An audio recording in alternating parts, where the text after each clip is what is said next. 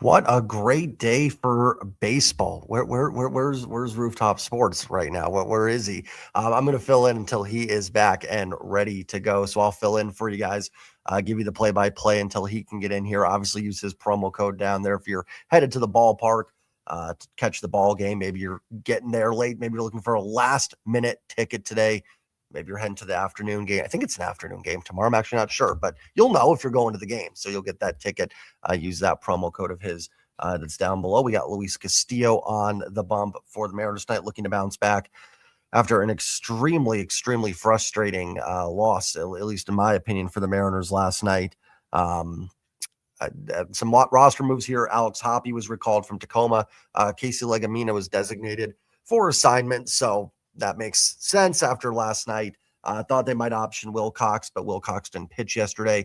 It was probably just going to be a matter of which guy didn't pitch in the game. So they're going to go with, since Legumina pitched, he's the easier guy to get rid of. So Alex Hoppe, we'll see if he will get on the mound today. It will be his major league debut. But yeah, Mariners looking to bounce back. Tough one last night, a game that I thought for sure that they were going to win, just the way it started, the way it was going. And then to end up dropping that game was very frustrating, but they still have a chance to get the series win here. And that will start if they can get a W tonight. I'll go ahead and go over the lineups real quick until Rooftop can get in here. It would help if I could pull it up. There we go. First for the visiting Athletics. Leading off will be the first baseman, rookie of the year, Nick Kurtz. Batting second is the catcher, Shea Langoliers. Batting third and DHing is Carlos Cortez, who had a big game yesterday. Batting fourth and playing left field, Tyler Soderstrom. Batting fifth and at shortstop is the AL starting shortstop last year in the All-Star game, Jacob Wilson. Batting sixth and playing second base is Jeff McNeil. Batting seventh at third base is Max Muncy. Lawrence Butler will bat eighth and be in right field, and Zach Geloff will bat ninth and be in center field. Jacob Lopez, lefty, on the mound tonight for the A's, 6.38 ERA on this young season. For the hometown Mariners, leading off in right field will be Rob Ruffsnyder. DHing today and batting second is Cal Raleigh. Julio will bat third and be in center. Josh Naylor bats fourth. He'll be at first base. Randy Arozarena will bat fifth and be in left field. JP Crawford bats sixth. He'll be at shortstop. Mitch Garver's behind the plate today doing the catching. He'll bat seventh. Cole Young will bat eighth and be in second base. And Leo Rivas will bat ninth and be at third base today for the hometown nine in this one. Obviously, no Brendan Donovan. He was placed on the injured list yesterday. Judging off of what the Mariners said, I think he'll be back in a week. I don't think it's going to be anything too long, but he will be at least out for his homecoming in St. Louis this weekend. It's St. Louis and Minnesota, right? Yeah, so he'll be out for St. Louis. I don't know if it's a homecoming in terms of where he's from, but a homecoming in terms of where he obviously began and has played most of his career. And it looks like Rooftop Sports is in the house. He is. Finally. Oh, great. This is how much don't quit your day job is doing things. Now it's showing my logo. Oh, you're in. No, I see now. You're good. You're on. Yeah. No, but man, that traffic was so bad. No, I had you starting because I just it was for efficiency reasons. I can barely. My pleasure. Happy to do it. Oh, let's get the lights on. We got 2 minutes.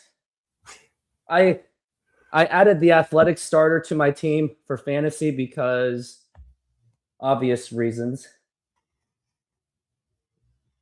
But yes, thank you, Trident, for being here. Ah, great. A lot of my stuff isn't even working. What a day.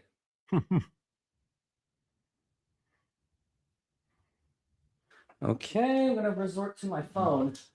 Isn't this fun? I'm sure you have the game up. I got it. So if you need me for the first, half inning or inning, just let me know. I got you. Yeah, that'll be good. Yep. There's the Ichiro statue without the bat.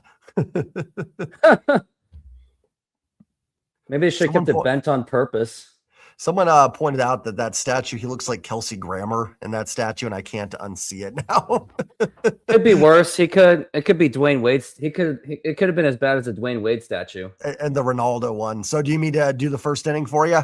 Yeah, I'm gonna have to. You got it. Luis Castillo is taking the mound here for the M's. Roof is closed tonight, so I don't know if it's a cold, chilly afternoon out there in the Pacific Northwest.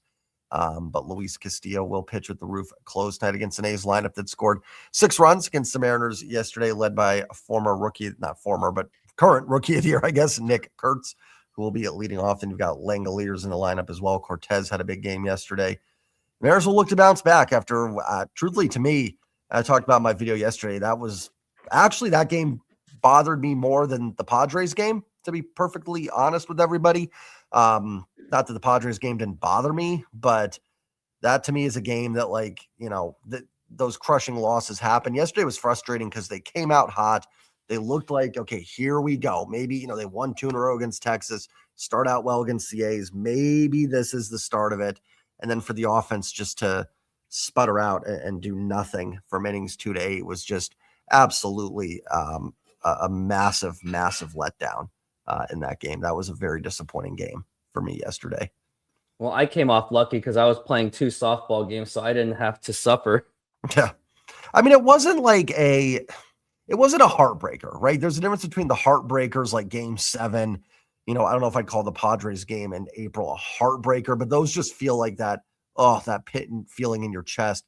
This was just like, dude, guys, come on. Wake up and play some baseball. I don't know. It was just more frustrating than it was heartbreaking. Kind of makes you wonder how Dan Wilson's handling this situation too. Is he actually giving them the talk, or is he, and then I know this is extreme, but is he also relying too much on his 90s nostalgia name to carry his job, which wouldn't surprise me, honestly.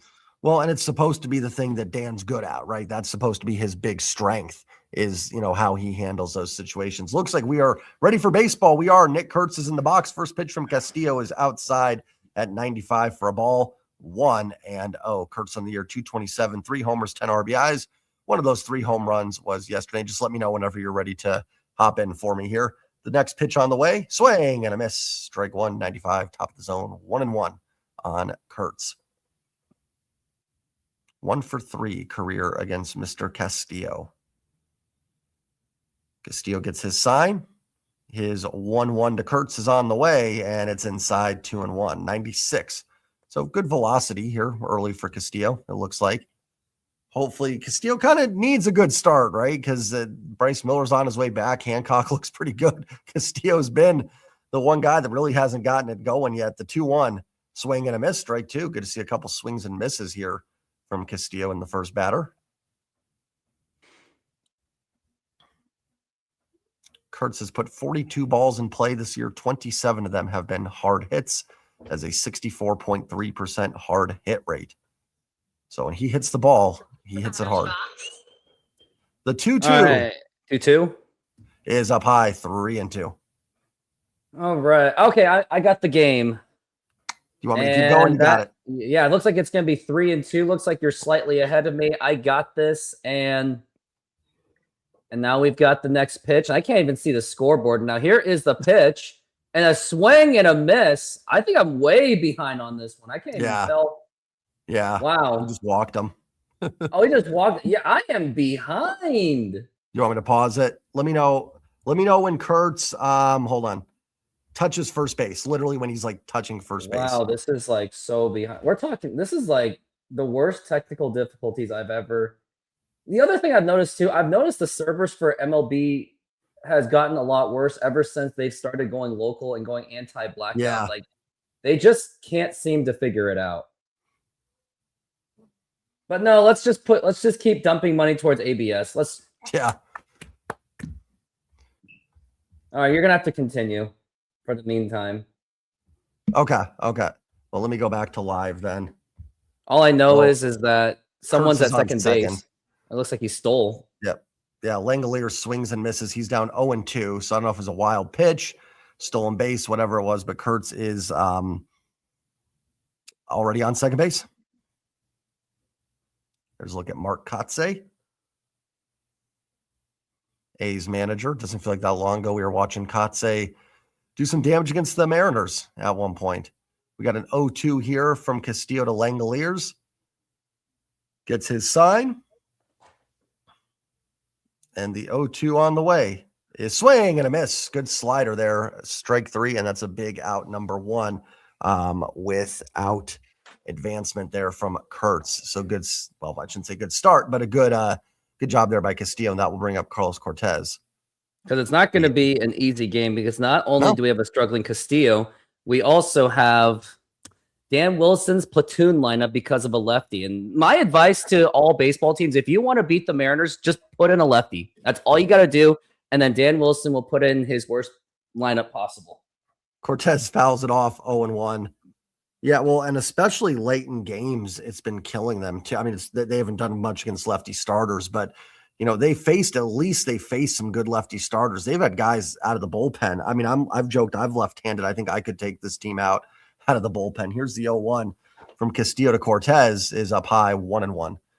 4-hit game last night. His first career game with 3+ hits. And he's 1 for 3 career against Castillo. Small sample, but some decent numbers for these A's guys against Castillo.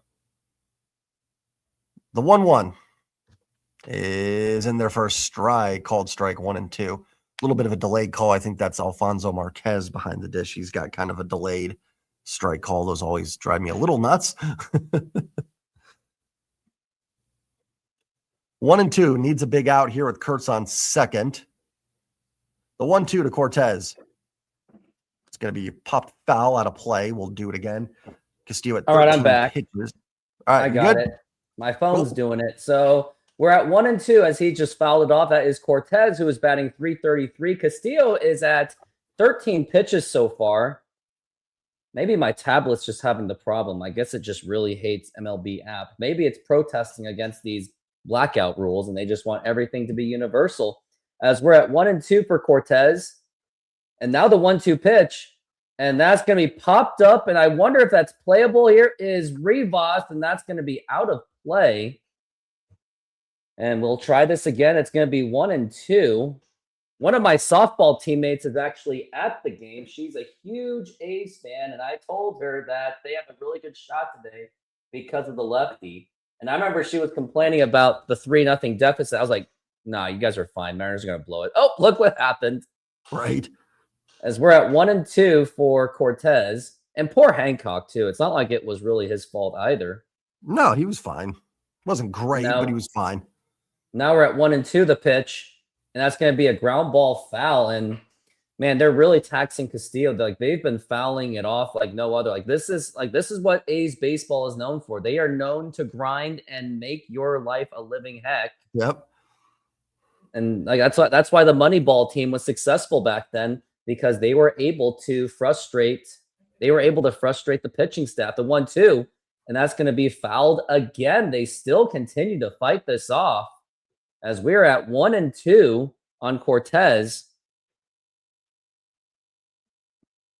This is a 7-pitch at bat so far. Yeah, the wear and tear, right? It's going to get to Castillo, and then we may have a bullpen day. And now the worst part of it, too, is Mariners don't really have that kind of personnel to withstand against it, the pitch. And that's going to be a ground ball foul. Well, my tablet is fired for the day as we're at 1-2 on Cortez.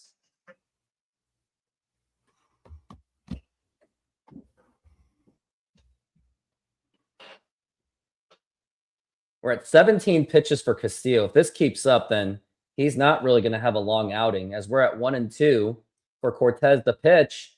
And a swing and a miss, strike 3, and that is going to be 2 outs right there. I believe, is that strikeout number 2 for Castillo? No, I think maybe.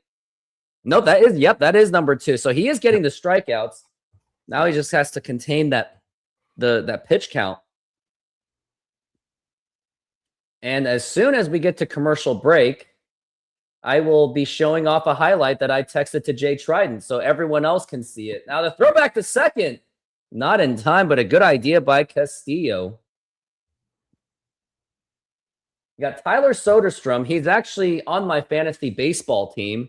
So there is a twisted part of me that is actually cheering for Soderstrom to hit some stuff, as we're at...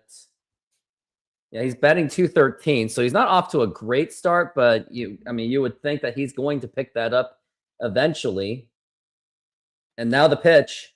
Now here's going to be a liner to right now. field, and that is going to be a base hit, and that's going to score in the run for sure. That should be an RBI double to throw to second. And what was that throw? That was a throw by Refsnyder, and now the A's take a 1-0 lead. I mean, you called it right there, right? He's going to get going eventually, and that's just a changeup that catches way too much of the plate. Yeah, it looks like Castillo didn't really mix that up very well, which he is known to unfortunately leave those hanging, leaving the offense to really just mash on them. And now we got Jacob Wilson, one of the reigning all-star rookies. And I remember seeing him in spring training last year when he hit 2 home runs. He's batting .263, and he hits, and then they're showing Soderstrom that he hits very well at T-Mobile Park. So I definitely take back what I said about, oh man, I'm really sorry for offending the T-Mobile people when I was in Arizona. And even you were like, oh, come on, Joe. Be yourself. As we're at 0-1 for Jacob Wilson. And now the pitch.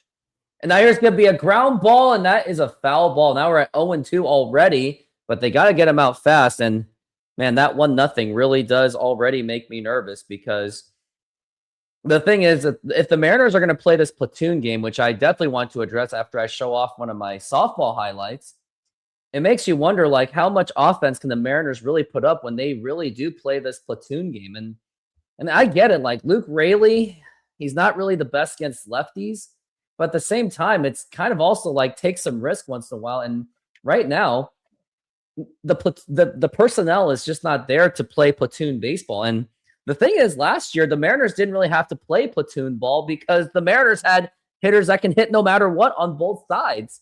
As we're at 0-2 for Wilson, the pitch inside for a ball that nearly hit him, and that is going to be 1-2 for Jacob Wilson.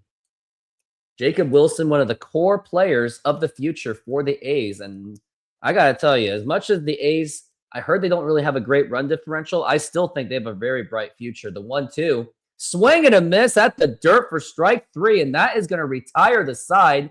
I would say decent pitching out of Castillo. He did get taxed quite a bit, but to only give up 1 run on that situation, I think is kind of impressive, but the offense is going to have to step up. Now we go to the highlights of myself making a play at second base.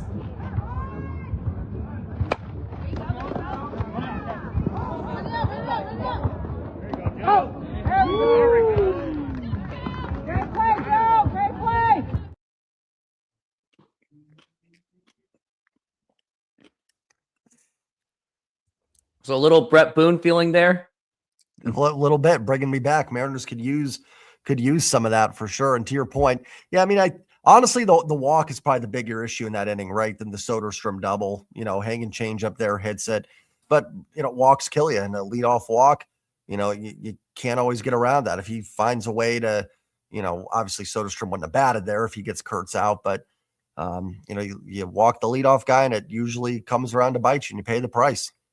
Now, what do you think of this platoon game that really seems to be plaguing the Mariners? Because you notice that not only when it's like when they're starting to play with the platoon game, but then let's say Luke Raley is starting, he's doing pretty well, and then the other team brings in a lefty, and all of a sudden the Mariners panic, and then they brought in like Connor Joe. Like the San Diego one was like the epitome of the whole matchup platoon issue. And the way I see it too is I think that's just another way for the Mariners to expose their weaknesses too. Like, oh, and we're back from the break. We don't even have time to even talk about that.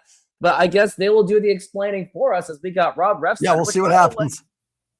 Which, by the way, if we're going to put Rob Refsnyder in the game, fine. But at least have JP be the leadoff hitter, because at least he grinds. As much as I don't really like him that much, he at least grinds the pitches. He's actually somewhat patient. But now here's Refsnyder, now the pitch. And that's going to be right in there for a strike. And he's batting a 0-42. That's something we don't want to see, as we're at 0-1. And now the pitch. Has had major trouble with walks. Yeah, but when you're playing against the Mariners, does it really matter? I And mean, I Mariners still do walk. added They're actually we talk. Remember they do him. walk. That's the one thing they've been doing. Pretty. Remember we were talking about that. It's actually the one thing they've done a good job at, but they've got to The take 1-1. advantage. Here's a ground ball foul. You know what I'm at. I mean, when Oh, yeah. the Mariners blow a 3-0 lead and then they're not off to a good start, they're holding Colt Emerson. Of course, I'm going to be kind of a moody baseball fan. Oh, as for sure. We're at 1-2, and now here is the pitch outside for a ball. It's getting to the point that I'm actually respecting all of the very highly overly positive fans because it's like I don't have the discipline to do that. I Right. don't. But for them, it's like good for them. As we're at 2-2 for Robbie Refsnyder. Now the 2-2 pitch, and that's going to be outside for a ball. So I mean, there's that. He does work the count, but I still think that I just don't think he should be a leadoff hitter. I don't. I think that's more of a Crawford thing, especially if Donovan's not available. But even then, they still would have done it. As we're at 3-2 for Refsnyder. Now the pitch, and that's going to be popped up, and that is going to go to. And he makes the catch, and that's going to be one away. Like, yeah, that was 6 pitches, but still, I mean, but if someone's like, but if Rob Refsnyder's like a hard hitting player, you would want to have JP Crawford. At least he's someone that really does draw walks and he does get that little bloop single, or he has that nice little laser liner. I think that would be more beneficial for the Mariners if they, I mean, if you're going to put Refsnyder, fine, that's fine. But at least put in Crawford as the leadoff hitter because he is a matchup proof guy. Now the pitch to Cal Raleigh, and that is a strike. But man, if the Mariners just brought back Suarez and Polanco, there wouldn't even be a platoon baseball as much as we're at 0-1. Well, they might have to platoon because Polanco would be on the injured list potentially, but he wouldn't have. I don't think he would have played defense though, and I think he would have just been a DH anyway. Did he play defense? I'm not. Did they put him out there? Did they put him at first base? Did they actually do that? I knew they talked about it, but I wasn't sure if they did it. Wow. The 1-1. Now it's going to be popped up to left field, and Jacob Wilson's there, and he makes the catch. It's going to be that kind of day, isn't it? I mean, I'm already feeling it. I'm so down bad, I guess, because when I saw that off the bat, because again, I'm watching No Sound, I was like, "Ooh, did Cal get a hold of that?" And then it didn't even leave the infield. No. So. By the way, I'll look up the Jorge Polanco thing just to double check because that makes sense. I didn't realize I knew they talked about it. I didn't know if they actually put him out there or not. And now we've got Julio Rodriguez up to the plate. And here is the pitch. And that's going to be in there for a strike. And look at that. Julio just watches a meatball pitch. And I guarantee the next pitch, if I were the lefty, just hit the dirt and he will swing at it. I think he's going to go for the dirt and see if he's going to try to bait Julio. Now the pitch. And swing and a miss. I mean, I kind of almost got it. At least I did say somewhat outside the strike zone. And Julio did swing at that. A clearly outside the zone pitch. And he is still swinging at those, which it's really tough to watch. Yeah. As for fielding for Polanco, he played 12 games as a DH and 2 games as a first baseman. So I guess those 2 games really did do it. It was enough. As we saw the third last year, so inside for a ball. I mean, I guess the Mariners. I still think they would have DH'd him because then you would have had Cole Young at second anyway, and you're not. Oh, they would have, yeah. So. And don't forget, he's in a more better environment, I guess, players' environment, the pitch. And the check swing, did he go? He did not go. And I'm not saying that Mariners culture is any better than the Mets, but at least you're not working under I guess you're not under that New York environment, too. Like, there's that. As we're at 2-2. And now here is the 2-2 pitch. Low for a ball, and Julio actually does not swing at that. That's going to be 3-2. And Andrew Lee did compliment me for my defense. I appreciate it. It was I didn't think I was going to get a hold of that bare hand. That thing kind of just happened to me so fast. Like as we're at 3-2, And now the pitch. Inside for ball 4. Take your base. Julio draws the walk. And now it's going to be up to Josh Naylor to... I mean, he's got to have to do some damage because, I mean, he's batting 174. It looks like he's picking up just a little bit. His last 4 games at T-Mobile, he's been batting 8 for 14 with 2 home runs. So, I mean, this is true. He is a T-Mobile guy. And now he has a chance to do some damage to make up for that 1-0 deficit. And now the pitch. And that's going to be outside for a ball. And once again, Trident, a shout out to you for starting the show so smoothly. Like, when I was hearing it, like, that's even smoother than mine. No wonder you have all these subs and views. Well, I appreciate it. It's very kind of you. Thank you. And then throw back to first. It's going to be not in time. I mean, everyone has their strengths and weaknesses. I mean, you got the beard.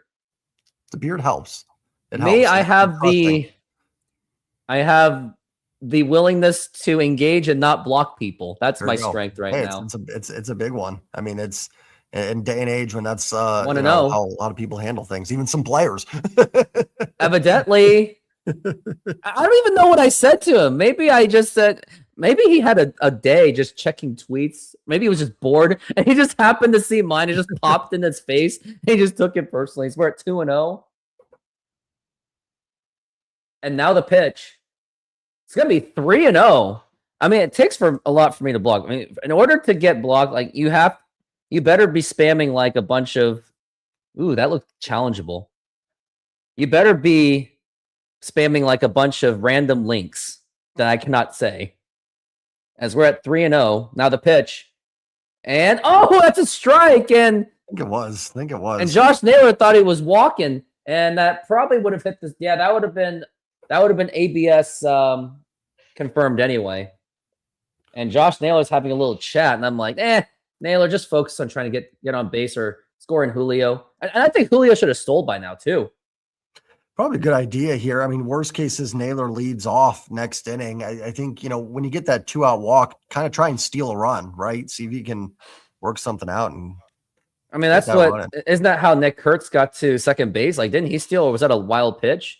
I don't know because it went out. I mean, I paused it for you. I have no idea how he got to second, to be honest. I'm assuming stolen base. And now we're at 3-1. And now the pitch. And that's a strike. And yeah, do the challenge. Absolutely do that challenge. I think that might have touched this. I think it might have just clipped. Let's see. Oh, ball 4. Naylor really gambled on that one, and that's going to be take your base just by a hair. I wonder how long until fans are going to start saying, "Oh, the ABS is rigged. It's inaccurate." I wonder if people are going to start questioning that. I felt it a couple times. Me, I just think that this whole ABS thing, I just think it opened Pandora's box. I mean, it did. Yeah. It did like expose CB Buckner, but the thing is, I already knew he was a horrible umpire. And now here's going to be a ground ball, and wow. Well, that makes me want to go to the bathroom, so I'll be right back. Please enjoy all of my church softball highlights, all of you. There you go. Good hit. Go home. Go home. Woo. Ooh. Yes, Hold him third. There you go. Yeah. Wow.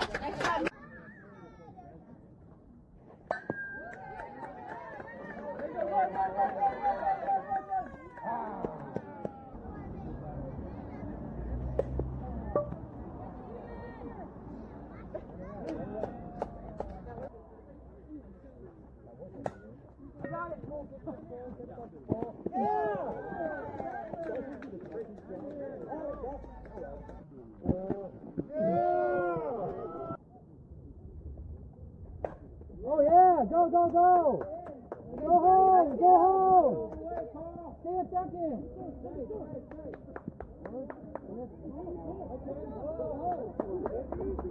Yeah! Let's go! Yeah, let's go!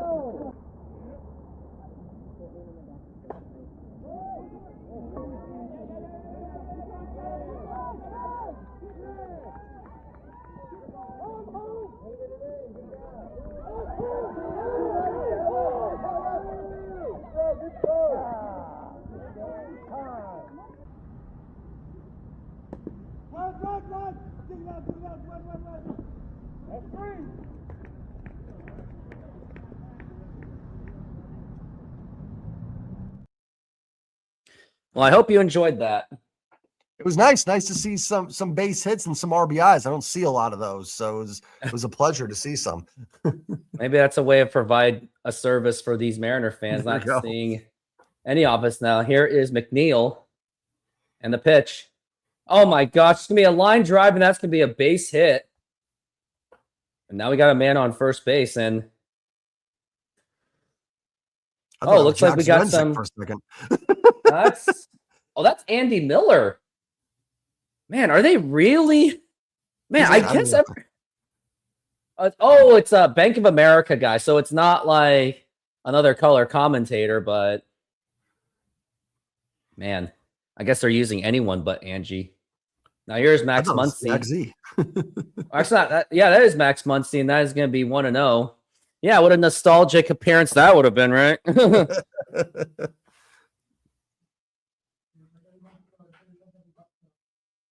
Now we're at 1-0 for Muncy. Now the pitch. And check swing, did he go? He did not go. That's a little surprising. It looked like he did go around.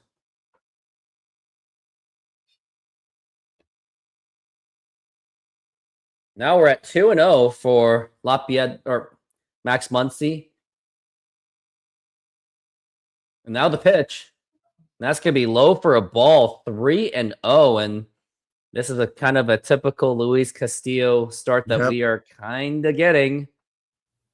If it makes anyone feel better, now that there's time, this is now I made a new milestone. This is now small milestone. 20th show of the season. Magic number is now 80. So we're at 3-0. Now the pitch. And he gets it in there for a strike. Like, man, like this kind of feels like a series that I just can't accept the Mariners losing. I just can't. Yeah, this one, I don't disagree. Now the 3-1 beating Texas. I mean, no matter how good the A's are, like this should still be a winnable series. Like no excuses. Like if they were able to beat Texas, like they should be able to beat the A's. Yeah, and it's I'm with you. I think the A's are going to be decent, but it's just like you got to do it eventually. And the A's pitching's been struggling. Their offense actually been struggling. You got to take advantage of it and win some of these. Now we're at 3-2 full count. Now the pitch, and that's going to be a foul ball. And each time it fouls, it's just going to keep adding up. Yeah. And the thing is, I mean, the Mariners are walking themselves into dangerous territory too. Like, because right now, Mariner fans are willing to put up and complain about it, but then it gets to the point of if they're still like this in May or June, then it gets to the point of apathy where people won't even take the time to complain about the Mariners. Like then it's just dead as we're at 3-2.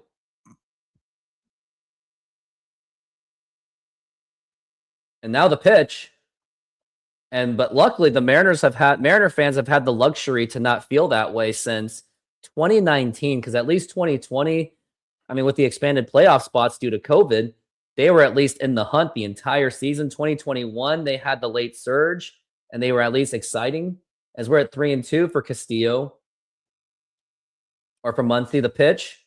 Swing and a miss, strike three. What resilience by Luis Castillo. He was falling behind with a 3-0 count and is able to get him out. Oh, yes. The problem is Colt Emerson is also hurt. I forgot about that. Now he's having injury problems himself, too. And that just makes it worse, because if he's injured, then they have to take all that extra time to keep him in the minors to make sure that his strikeout rate is not up. And then here's Lawrence Butler, and that's going to be a foul ball. Yeah, and this is where I think this is another case where I'm like, man, I really wish we had Suarez to withstand against stuff like this, because I mean, worst case scenario, just put him as a DH if it doesn't work out in third base anymore. The 0-1. Like I think he's been doing that in Cincy, actually. Oh, he's been doing at least respectable. But I mean, and sure, he doesn't replicate those numbers here, but he might lift the other players up. I mean, he's been DHing, I think, is what I was saying. I think he's been doing that in Cincy. So it would have been just fine. Now the pitch. Yeah. Swing and a miss, and then he could have been like a mentor for Colt Emerson too. I mean, I know that we're just kicking dead horses about it. Like I certainly am, but But each time the Mariners play like this, I do think of Suarez and Polanco. Yeah, As fair. 1 and 2, and they were good guys. The 1-2 pitch outside for a ball, 2 and 2, like that August and definitely September, or at least that second half of baseball was one of the more exciting times as a baseball fan that I've ever experienced. As we're at 2 and 2, and now the pitch, and that's going to be foul ball. And again, the A's are really grinding. Like, I'm really expecting a bullpen day because now we're getting close to 40 pitches. Yeah, you might like to at least get Castillo through 5 here. Bullpen's a little fresher than yesterday, but still. Yeah, didn't they not put in Matt Brash, or they put him in like a low leverage? They used Brash in the 7th, but then Munoz Swing and a miss, strike 3, strike. That's gonna be 2 outs. Yeah, Munoz and Spire were definitely down. That makes some sense. Bizardo was kind of the interesting one because I guess he was up and warming.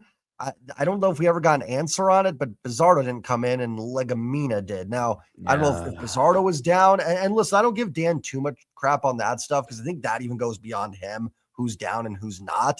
But if Bizardo was available, then I don't know why he wasn't pitching. Or honestly, I saw someone make a good point. Just have Hancock go 6. Push yeah, now it. here's going to be ground ball, and now the throw to first. And that is off-course throw, but he still gets away with it in time anyway. And that's going to retire the side. I mean, how many pitches did Hancock have going into the 6th inning? He was in the 80s. He gave up back-to-back home runs to Kurtz and Langoliers. He was not looking great. I mean, I get taking him out, but if your bullpen is that taxed, would you rather try and get one more out of Hancock or have Casey Legumina pitching a tie game in the 8th? So that's but that's the whole thing about being just over careful. They're just overdoing it with the whole load management of starters. Then what? Then you just burn your bullpen. Anyways, let's get over to what is your thoughts on Platoon? Because I think I gave my thoughts already. I'll do it again. I think when you're overdoing it and you're just doing it out of sheer practice, sheer habit, I do think that they're exposing their weaknesses. Like now they're basically telling you that, yeah, these hitters are terrible against lefties, even with this whole matchup platoon thing. And then when you're taken out like Luke Raley, then you're also exposing your lineup to know that, oh, okay, all I have to do is pitch to like Mitch Garver, Connor Joe, Refsnyder. So I think it's basically another way of just showing your cards in a game of poker. Yeah, my beef, I don't mind it so much to start the game against a lefty because you're going to get more at-bats. So, like, I don't mind Rob Refsnyder in there over Luke Raley when a lefty's starting. When they're doing it like yesterday, they pinch hit Refsnyder for Raley in the 6th inning. The A's have 2 lefties in the pen. One of them's Hogan Harris. The other one just got called up. So he's probably not going to pitch in tight situations. And then you pinch hit for Raley with 1 out and nobody on. And then later in the game, you have Refsnyder versus a righty. I think my issue with the platooning is they're not strategic with it. It's just like robotic, like lefty up, must have righty come in. And it's like, you got to look at who's left in the bullpen.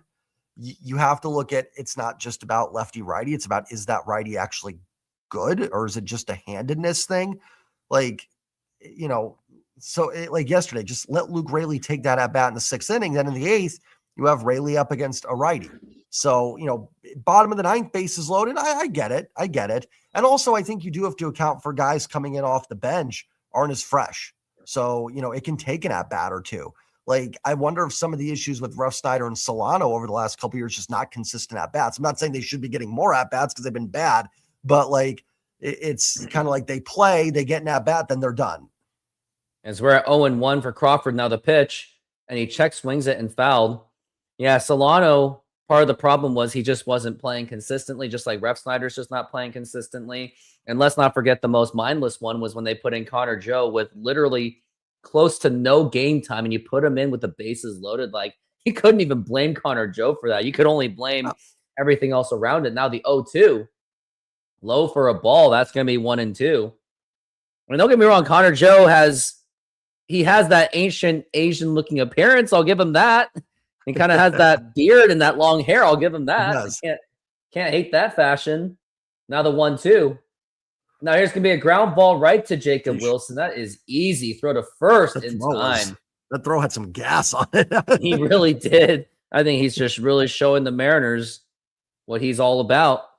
And he does torch the Mariners too. I think Jacob Wilson is known to torch the Mariners. Yeah. And now we got Mitch Garver. I'm putting in the call. Garver homers here. I've just got a feeling. Putting in the call. If he does it, I will put in $5 on your super chat on your next video. Tonight. As we're at 1-0. No, the pitch. It's going to be up high for a ball, but painfully, Mitch Garver is batting 105. Fits right in. Pretty much. 6 start as a catcher this season. As we're at 1-0, now the pitch. And that is going to be a strike. That's going to be 1-1. Like the Mariners are down, but I'm already feeling like as if the Mariners. I know. It feels that way. Like just the lineup. The moment I saw the lineup and Mitch Garver is swinging at what? I think that home run is going to. And I don't think you can Blowers your way out of it either. It's going to be tough. Man, as we're at 1-2. I mean, look at this. Look at the engagement that we don't really have.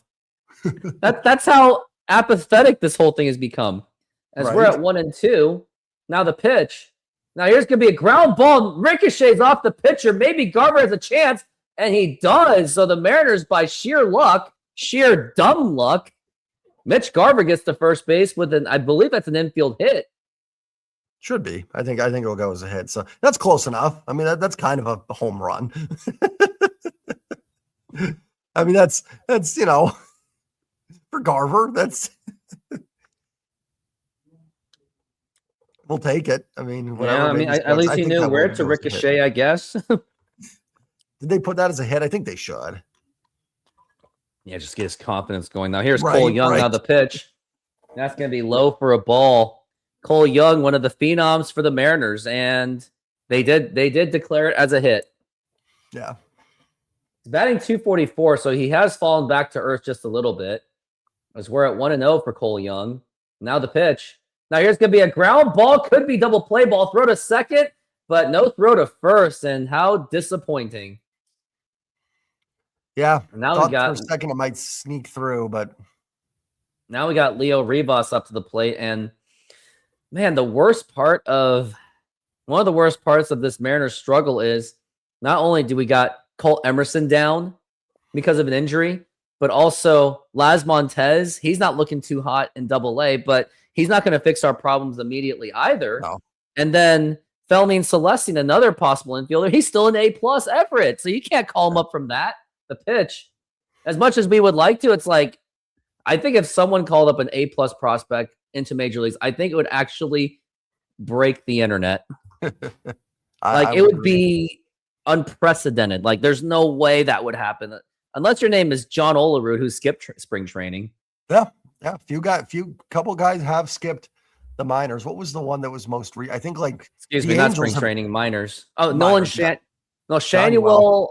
Well, he had some minor, but then they definitely rushed him because they had nothing. Yeah, they've done it with a couple pitchers too, I think. So we're at 2-0.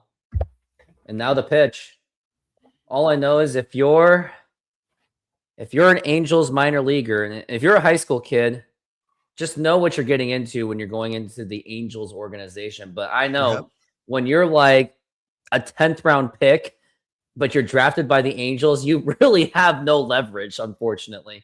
They're 3-0, and that's going to be in there for a strike. I mean, I heard the Angels minor league system is not only just bad for, I guess, development from what I heard, but I heard the conditions is really bad too. As we're at 3-1, and now the pitch, and now it's going to be a foul ball. From what I heard, I would think that the Mariners not spring training system, their minor league system seems to be a little bit more top notch. Like they probably treat their players at least fair. I'm not saying that they pay their players well, but I mean, who really does that for minor league baseball? But at least I guess they're given at least 3 meals a day, at least. Right. Slightly better than prison.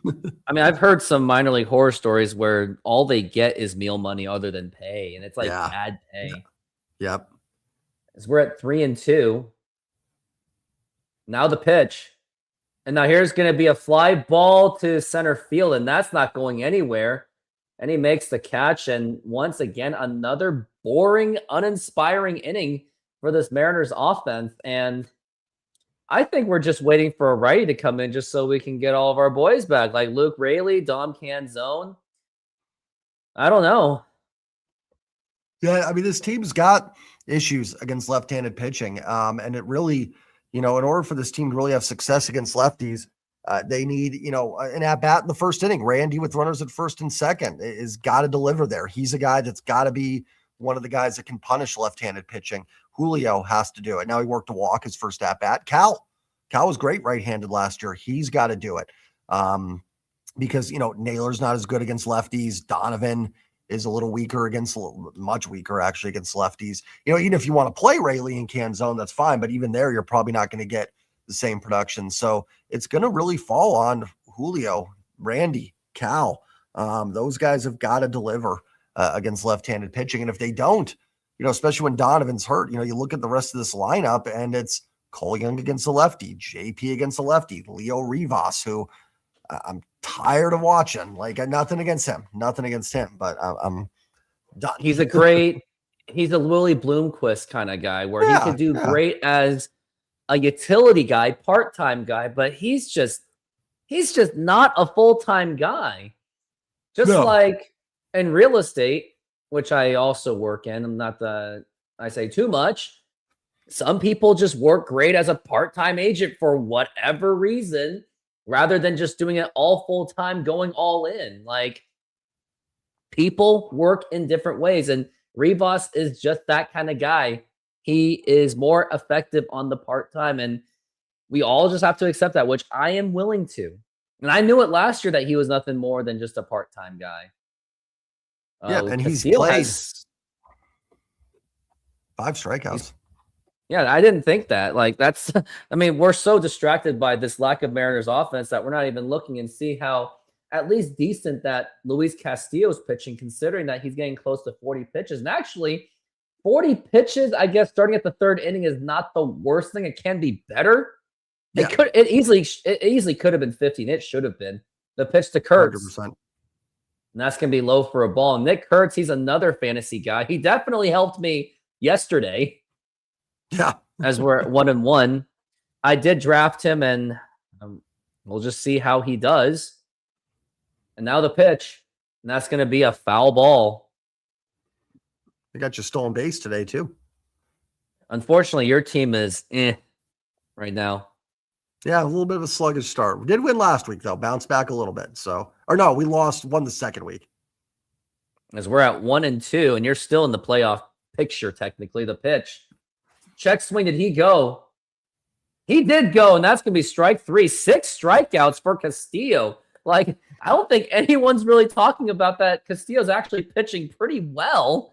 Yeah. It's just that it's overshadowed by this Mariners offense. I mean, the mood goes down. Like, when you're down 1-0 on a platoon day, I mean, of course, like, you're going to forget about how Castillo's doing. And exactly. Now we're at 0-1. Now here's Langoliers. Now here's going to be a ground ball. Here's going to be Cole Young. Nice backhand throw to first in time. And Cole Young continues to rest his case why he is one of the better defensive second basemen in all of baseball. And the statistics do back it up that he does save runs for the Mariners.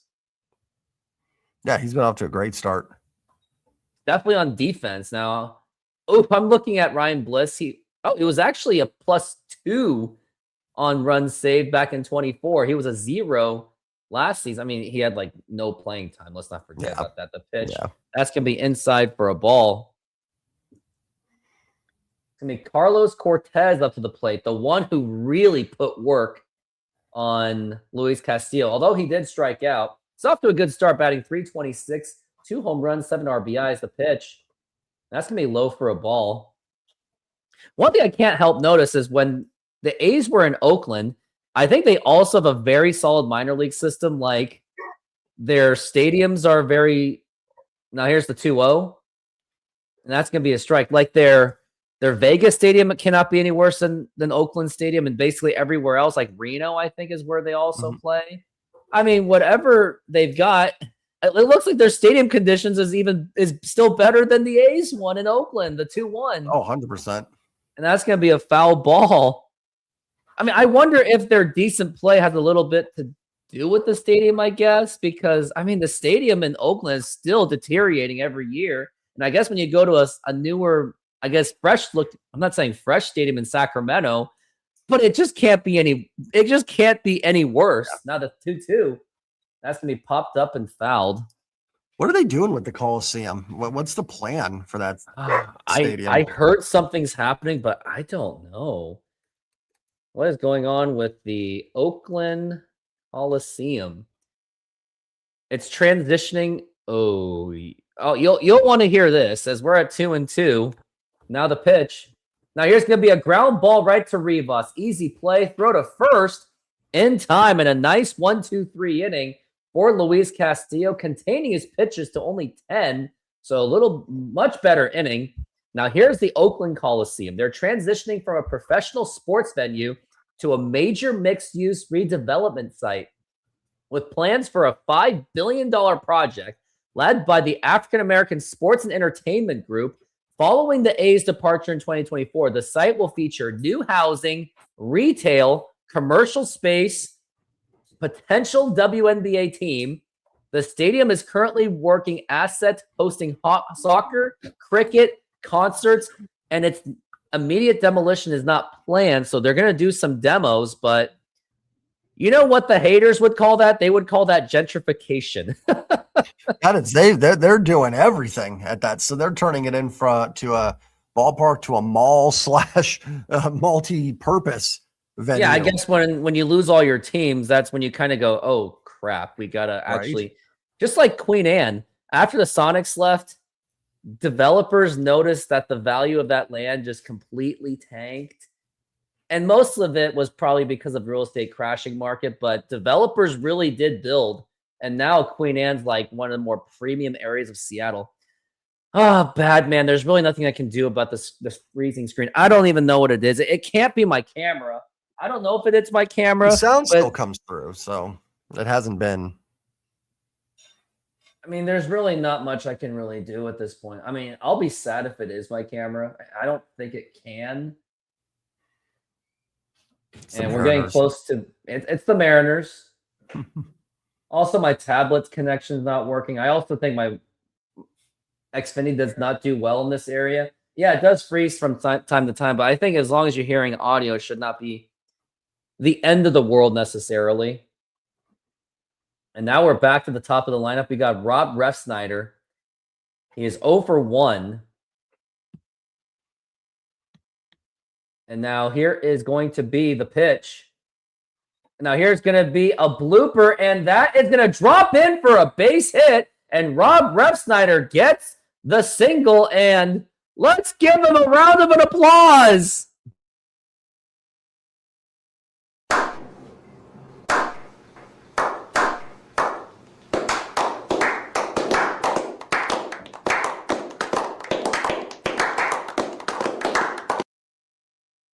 Honestly, I think they need this kind of negativity. It'll kind of like get them going.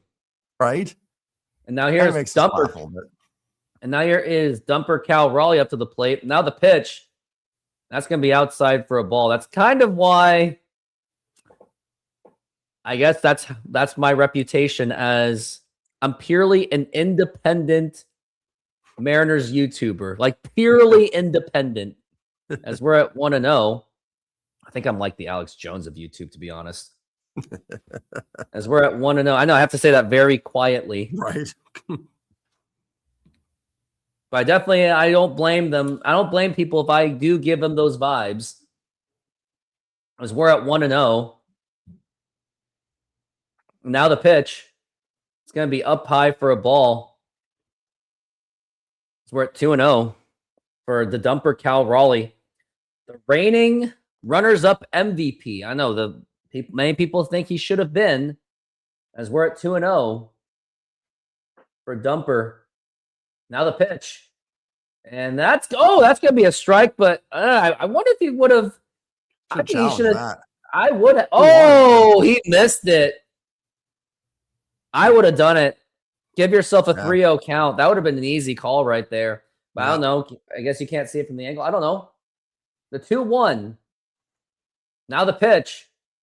And popped up foul. See, it could have been 3-1. Well, maybe even, was that a last pitch of ball? I might have taken it too. So it could have been on base. I don't know if that was a ball or not, though. No, Or it what was he a just throwing strike. it. It Was was it? Okay. definitely a strike. Okay. 6 extra base hits last night was the Mariners' offense. So they had extra base hits. They just weren't scoring enough.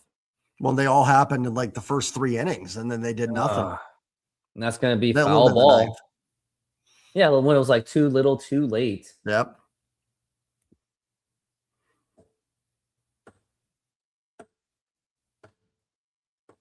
As we're at 2-2. What does Cal Raleigh got? Now the 2-2 pitch.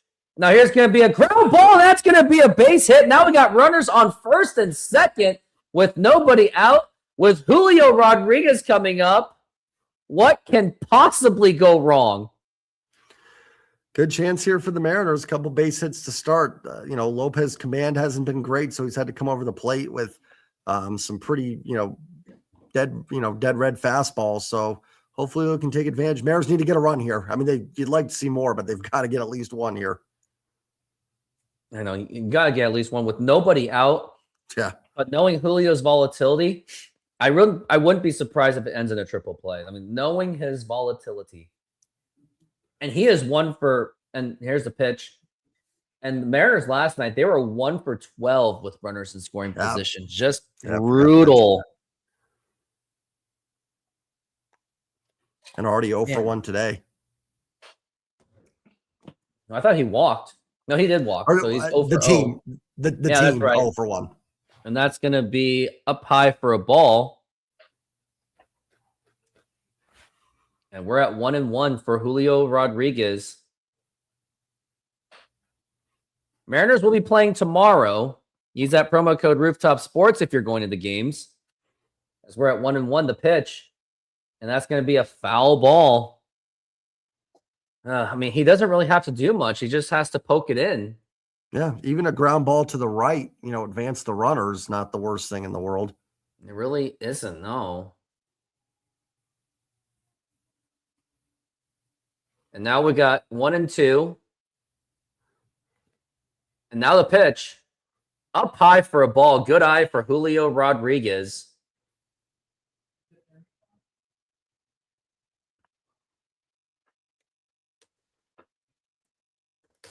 Now we're at 2-2. Now the pitch. And he just blooped it, and that is probably going to be caught. I really did not like that swing by Julio, but do we have going to third? And what a gutsy run by Rob Refsnyder to completely make up for Julio's bad swing. And now we got a runner on third base. But did you see that? That ball was just, it was literally asking you to not swing at that. Well, then I'm like, oh, that might drop in. So I'm like holding it. I'm like, well, not a good swing, but is that going to drop in for a hit? But I mean, impressive that he actually hit that far. But yeah, I take that pitch. It's 3-2. That's not a good swing. I mean, it just really shows. Not a good swing decision, I should say. The swing probably wasn't terrible, but the swing decision was bad. I mean, but that swing just shows you that the talent of Julio is not in question. It is his approach. And we got fly ball to left field. I think this might score in a run. I think Refsnyder's going to be tagging at third, and he is going to go. And there's no throw to the plate, and the Mariners have tied the ball game to make it 1-1 on a sacrifice fly by Josh Naylor. Way to go. And you know what? Credit to Refsnyder. If he doesn't make that hustle, he doesn't make it home at all. Yep. And I like what Josh Naylor does there too. Doesn't overthink it. Gets a fastball a little elevated there and just knows you got to get the run in that situation and doesn't get too cute with it. So good job there by the M's to manufacture that run a little bit. And let's see, maybe Randy can get into one here. That's what you call a total team effort by Josh Naylor. Now here's Randy Arozarena. Now the throw to first. Not in time. And that's what I learned on YouTube, that being a team player is considered cowardice in softball. Yeah. You can't, if you want to impress people on YouTube, you better not be settled for walking. I'm like, hey, but you watched it, buddy. grand slam or nothing. Yeah. As we're at 0-1, the pitch. And that's going to be a strike. Oh, and if I get a hit, they'll be like, you're such a show off. Why are you showing off beating up softball people? Man, these people. It's a You gotta love lose. them. It's a lose-lose. You gotta love them. And that's why in typical Terran's like, yeah, us Twitchers are better. Right. The more loyal people, the pitch. Now here's going to be a ground ball, and that is going to be a base hit, and I think that might advance the runner to third base. I don't think it will, but it's going to be runners on first and second, and Randy Arozarena is keeping it alive. Let's see if who is up now, actually. Garver, right? Mitch Garver is up. Oh, no, JP. I mean, hey, maybe JP. Wait, is that Mark Kotze or is that Mark McGuire?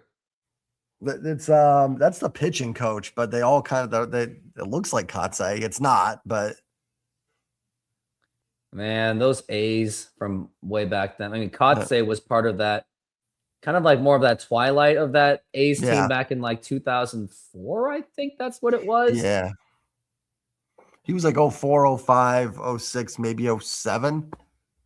I'm starting to think if my camera is the problem because it keeps freezing there and there. But then on your feed, it's just fine.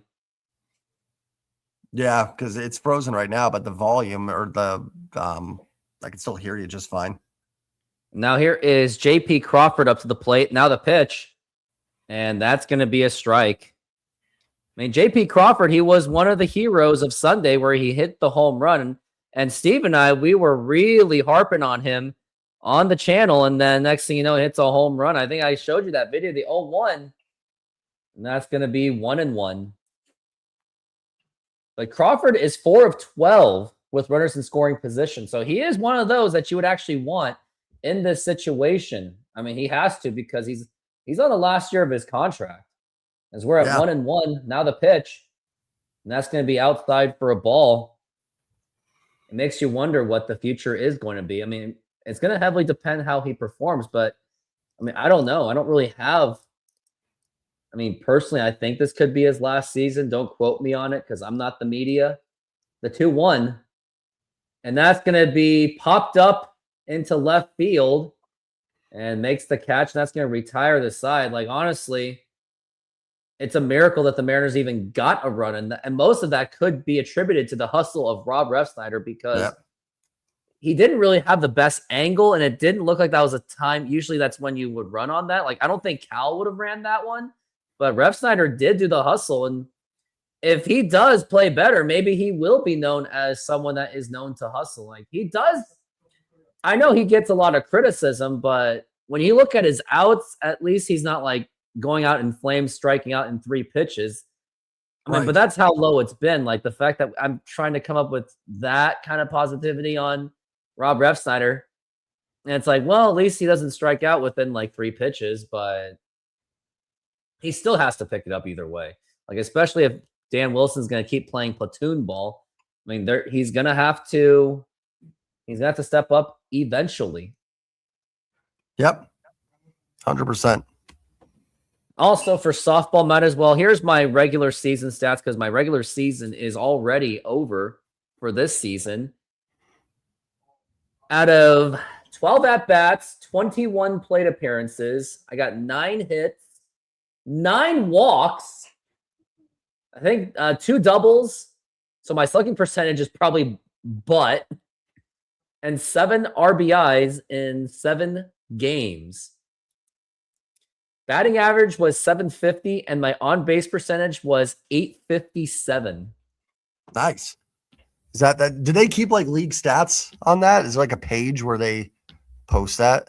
I did that. That'd be cool. Nice. That'd be cool if they did, though. Yeah, but think about how much they would have to pay someone to do that. True.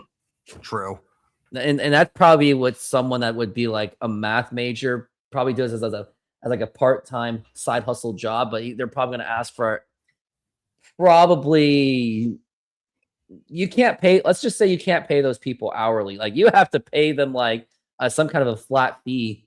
Right. Now the pitch. And it ain't going to be a cheap one if you're going to pay a math wizard. Now here's Soderstrom, and that is going to be a strike. And Soderstrom was the one that did the RBI double, which helped my fantasy baseball team. Now the pitch, swing and a miss, and that is going to be strike 2. Let's hope that Castillo can keep this up so that way the offense can feel the confidence and not feel overwhelmed. I drafted Soderstrom sometime in the 8th round. And in that 8th round that you drafted, Aroldis Chapman. Oh. I drafted Nick Kurtz in the 3rd round when I had the opportunity to go for Brent Rooker, Manny Machado, Pete Crow Armstrong.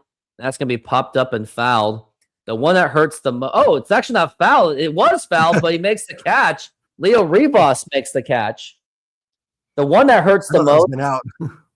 Yordan Alvarez was a 3rd round pick by McLovin, and look how he's doing. Jordan's one of those guys, like, I forget how good he is until he's playing. I'm like, oh yeah, he's pretty good. I mean, he made himself forgettable due to injuries, and I drafted him in the 1st round, and that severely still hurts. Now the pitch to Jacob Wilson. Just a year early. And that's going to be a strike. I mean, I got him on I got sandwiched by him because the year before he was great, and then 25. So yeah, I caught him on the bad sandwich. I had the bad meat. Right. Now the 0-1. That's like having a really terrible hamburger. Like all the toppings are great everywhere else, but then your meat is probably like overcooked meat, probably. All you taste is all the burn. The 1-1. Swing and a miss, strike 2, and Castillo's making him swing. As we're at 1-2.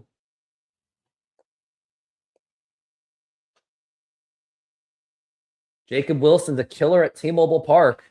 Now the pitch.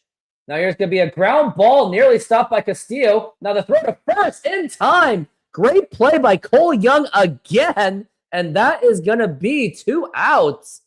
Excellent play by Cole Young. Very nice. He's been, like we talked about earlier, he's been great defensively all season. He's really developed because last year it was understandable for everyone to say that he was just raw talent last year. Like he really was raw meat. And now he's really just starting to come on his own. He just has to get that hitting going. Now the pitch to McNeil, the former New York Met, and that's going to be a foul ball. And look where the Mets are, by the way. They are just an absolute dumpster fire. They lost again. Yes, and that mascot, he shouldn't have hugged the mayor. That's all I'm going to say. Don't hug politicians. The 0-1. Check swing. Did he go? He did not go.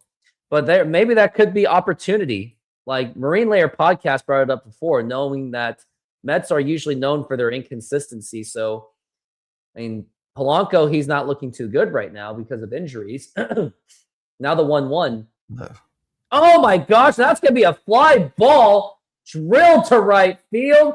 Forget about that one. Jeff McNeil just absolutely blasted it out of there. A solo home run, his first home run of the season. And now the Athletics are up 2-1. And as soon as that left, you knew that it was gone. I mean, just can we be tied for an inning? Can we have anything? Like, it's like Castillo looks great, and then just feels like nothing going right. Maybe just don't praise them. Yeah. And I was going to go back to the Mets. Like maybe if the Mets are bad by All-Star break or trade deadline. Now here is Muncy to the plate. Now the pitch. That's going to be a foul ball. And that was on 2 outs too. That's the worst part of it. Yep. And by the way, Jeff McNeil is a .533 hitter against Castillo. That's got to be going back to the Mets and Cincinnati days. Mets and Reds days, yeah. The 0-1. That's going to be outside for a ball. All I know is my softball captain, she is probably cheering her lungs out. And now we're at 1-1. And now the pitch. Now there's going to be a ground ball diving effort, but gets right through Castillo, and that's going to be a base hit. Man, if only Suarez was there, I think he'd get that one.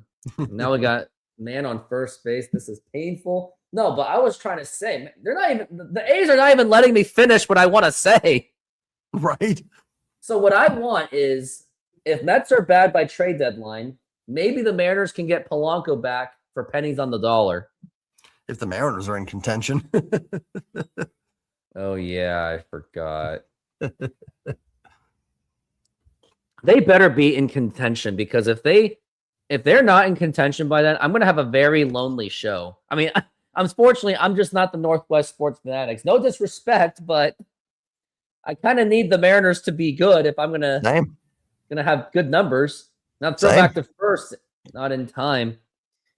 I don't think a 32-65 Mariners post game recap is going to get the juices flowing for a lot of people. So, I mean, at that point, are you going to even record it? I mean, I'm going to say you have to. I would do it just to keep like the consistency, but it would be more like, if Colt Emerson is up, we're going to focus on him. We're going to focus on how Kate Anderson pitched. I don't really care that they won or lost, but what happened during the game. You know, we're at 0-1 for Butler. Now here's the pitch, low for a ball. I mean, if you think about it, like if it was 2019, there would have been one game where we'd just be talking about JP Crawford's backhand play. That's it. Yeah. And then Kyle Lewis hitting a home run, or Kyle Seager just got back from injury. That's it. Mm-hmm. We're at or 1-1. Something memorable, like a no-hitter or something, you know. The 1-1, and that's going to be a foul ball. Or maybe we just sneak into minor league baseball. Go, oh, hey, Julio did this, or Jared Kelenic did this. Right. If anyone, exactly. It'd be like more of the bonus, like the bonus part. I think that's what I would do if the Mariners on rebuild. I'll be like, okay, Mariners played like crap. Oh, by the way, in minors, here's what happened. We got Jared Kelenic we got Johnny Farmello did this. Oh, no, the runner goes, and now the throw to second base, and it is in time. Nice throw by Mitch Garver, and that's going to retire the side, but Mariners couldn't even stay tied for even a full, not even a half inning. That is just painful. Yeah. I'll be right back. Oh, yeah, you do. Senor, tell me how you make a thin crust Sahara pizza. With your hands. Cornmeal.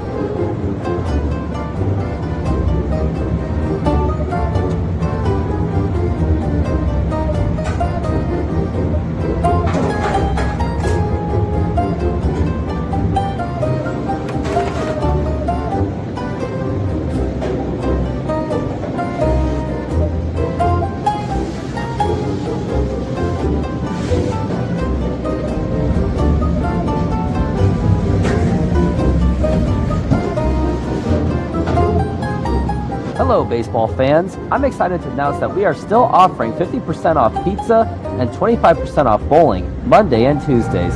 Head on over to Snoqualmie Sahara Pizza. This deal will go through May. And that's how you make a Sahara pizza. The deal is indefinite because I am too lazy just to change that up. Getting to the point that I'm not even going to say I don't have time. There are times I just lazy. I don't blame you. Oh, yeah. So I got Immaculate Grid, so we'll do that next inning because the Mariners they're not giving me any reasons to be excited. That'll be fun. I haven't done one of those in a while. The next Mariners game, by the way, I plan to go, I think is going to be the Giants game. One of my best friends bought the Terrace Club seats, so I was like, okay. He asked me, okay. I was like, yeah, I got to tag along. And then, of course, the 50th anniversary, like the top 50 greatest. I really hope Alex Rodriguez makes it there. I really do. I think he should. I think I would take a chance. He says he's wanted to. He wants a homecoming. Now, here's Mitch Garver. Now the pitch. I just hope the Mariners at least give him at least somewhat of a fair reception. Like, I'll be screaming my lungs out as loud as I can. Be like, yeah, I love you. I think they will. I think after this year's, I think he'll actually get a fairly decent reception. I mean, we did get a friend of ours. I'm not going to say his name because I got to protect the reputation. Remember, he said that, well, I think A-Rod was just pandering and just trying to get in the Mariners' good graces. I'm like, strong opinion still. The pitch, it's going to be outside for a ball. But then again, he does. I'll just say it's someone that just goes off the script. That's what I'm going to say. I'm not going to say the name, as we're at 2-1. And plus, it never went public anyway. The 2-1.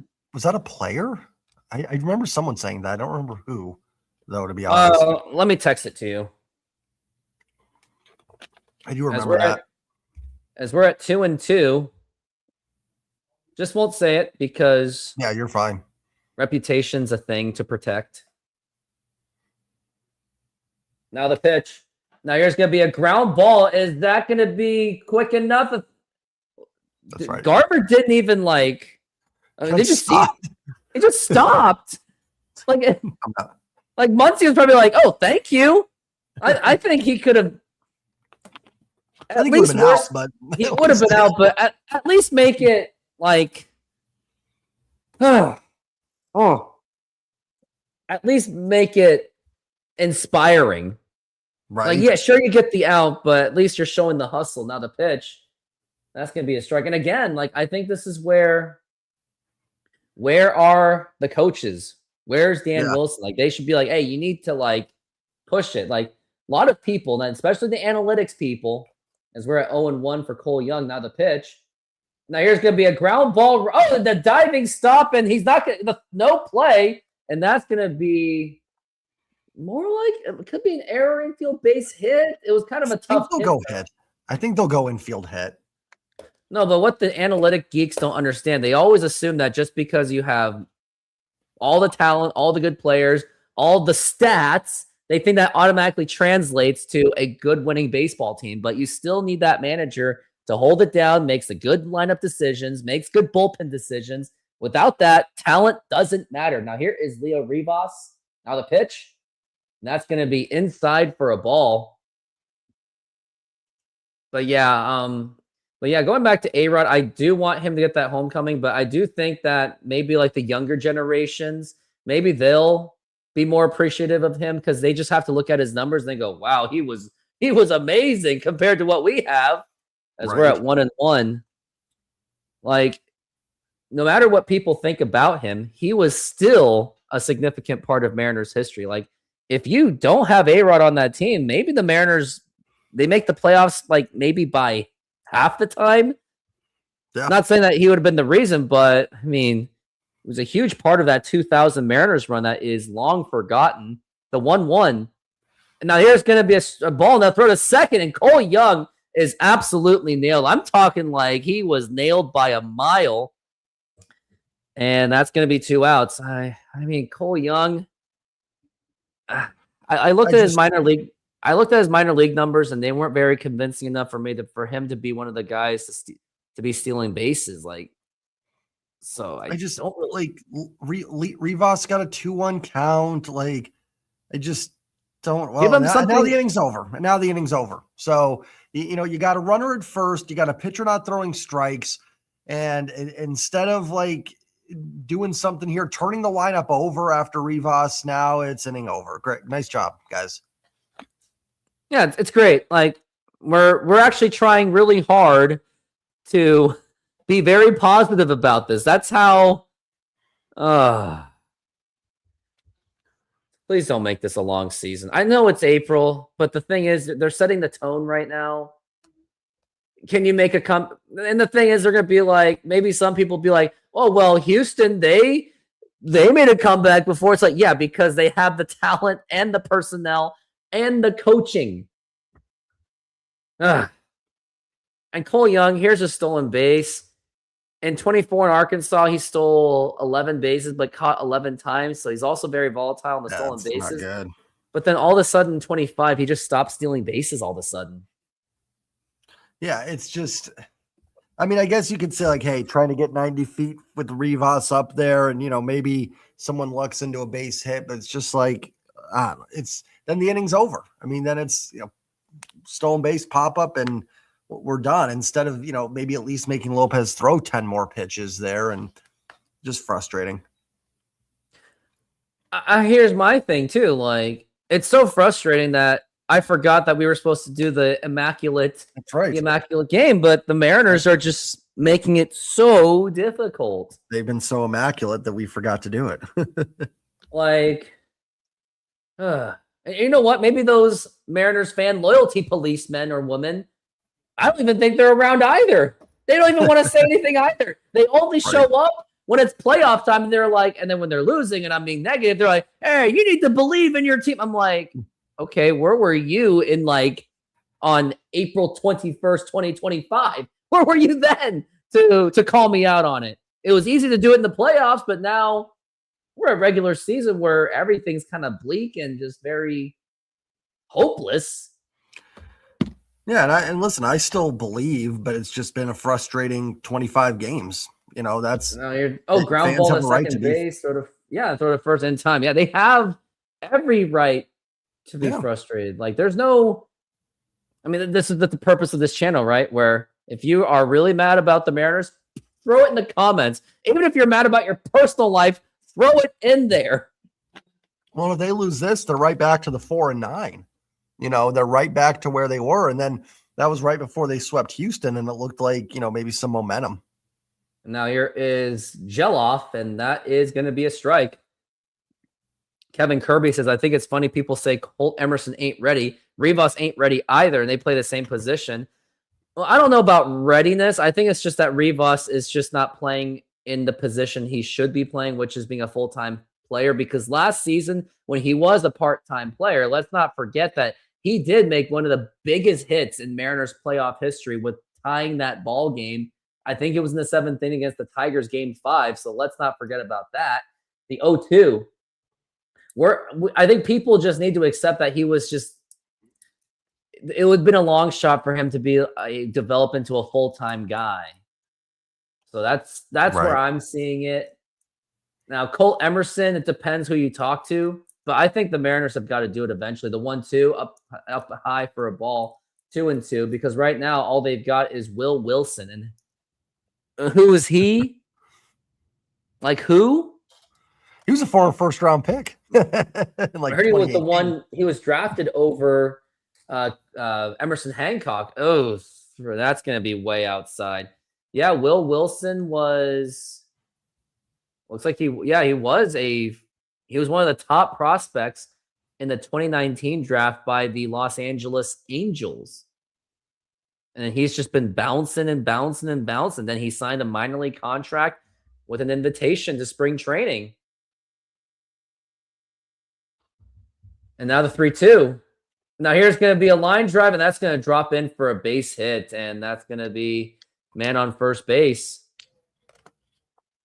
And now we're at the top of the 5th inning. Like, this game is kind of breezing, but for really bad reasons. Well, now you got to turn this lineup over here. And Kevin Kirby asked, do you believe it's when people say it's early? On paper, it's early, but if you're watching these games all the time, it's really hard to accept that it's early. It really is. Now here's Nick Kurtz. Now the pitch. And that's going to be a strike. Like, Mariners have a lot of issues. Yeah, I mean, I accept it's early. I accept it's early, truthfully, 50 games into a season. But it doesn't mean the frustrations aren't real. Frustrating. Like, and I thought 2024 was bad. Like, that was bad. The 0-1. And that's going to be outside for a ball. At least by this point in 24, I think I looked it up. I'll check again. They were at least hanging in 500, at least in the 24 season. Kind of turned it on by then. Yeah, and that's when I was complaining too. And now the pitch, low for a ball, 2-1. By April 21st, they were 10-11, so it was at least somewhat respectable. Yeah, I think that's the thing. I think if the Mariners were 12-12 right now, people would be going a little slow start, but it'd be kind of like, you know, whatever, just getting their feet wet. But they're in danger of 10-15, and that's legit. That's 5 games under. 2-1, low for a ball. Oh, and look and check this out. On April 30th, 2024, they were 17-13. So for a team that had a struggling offense where Polanco was 170, Garver 143, Cal Raleigh 227, The 3-1 to Nick Kurtz. That's going to be in there for a strike. Ty France, 242. Luke Rayleigh, 218. Dylan Moore, 193. Somehow they were 17 and 13. Like, amazing. Yeah. With no offense. Yeah. Could you see Cade Anderson? I would say best case scenario, probably like July or August is my prediction. That's going to be a foul ball. What's going on with the Mets? Polo should have stayed in Seattle. He's injured right now. And all it took was 2 games as a first baseman to be injured. His body just crumbled. I mean, New York is a much more uptight environment, but and he's trying to say that he wanted to move to New York because blah, blah. But I think they're trying to cover it up with this whole family thing. I'm like, okay, but you can spring your family over to Seattle and save money on income tax. There's going to be popped up to left field. Here is a Rosarena. He makes the catch. And the crazy thing about this, Mariners are 100% into this game, but the feeling and the vibes, but the feelings and vibes makes it feel like we're down like 5. Yeah, and when you're struggling, it's just baseball, right? I mean, last year in September, we wouldn't even be stressing. We'd have been like, yeah, I mean, 2-1. Like, you got 5 innings left here. We wouldn't even like, but you know, when you're not winning, it just 2-1 feels like you said, like 5 or 6. And last year in September, down 2-1, just felt like normal base game on, right? You're right there. I mean, I was still stressing. Let's not kid ourselves. Well, yeah, but we were stressing for different reasons, right? We were stressing because like trying to win the West. It wasn't so much stressing because we didn't believe. Like, I stressed during the NFC Championship game. I believed in the Seahawks. It's still stressful. Yeah, not trying to put words in anybody's mouth or anything, but as we're at 0-1,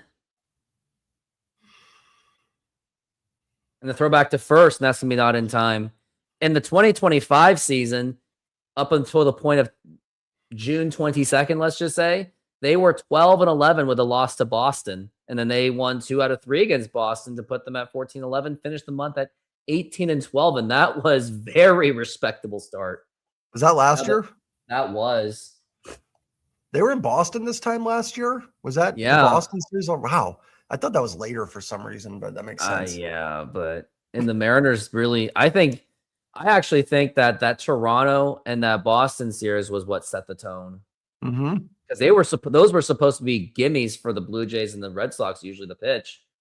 Up high for a ball, because usually they don't win series in Toronto or Boston. Like Boston, they hadn't won since 2014. That's right. Now we're at 2-1 for Shea Langoliers, one of the rising stars of the A's. I think he came from Atlanta too. The pitch, that's going to be a foul ball.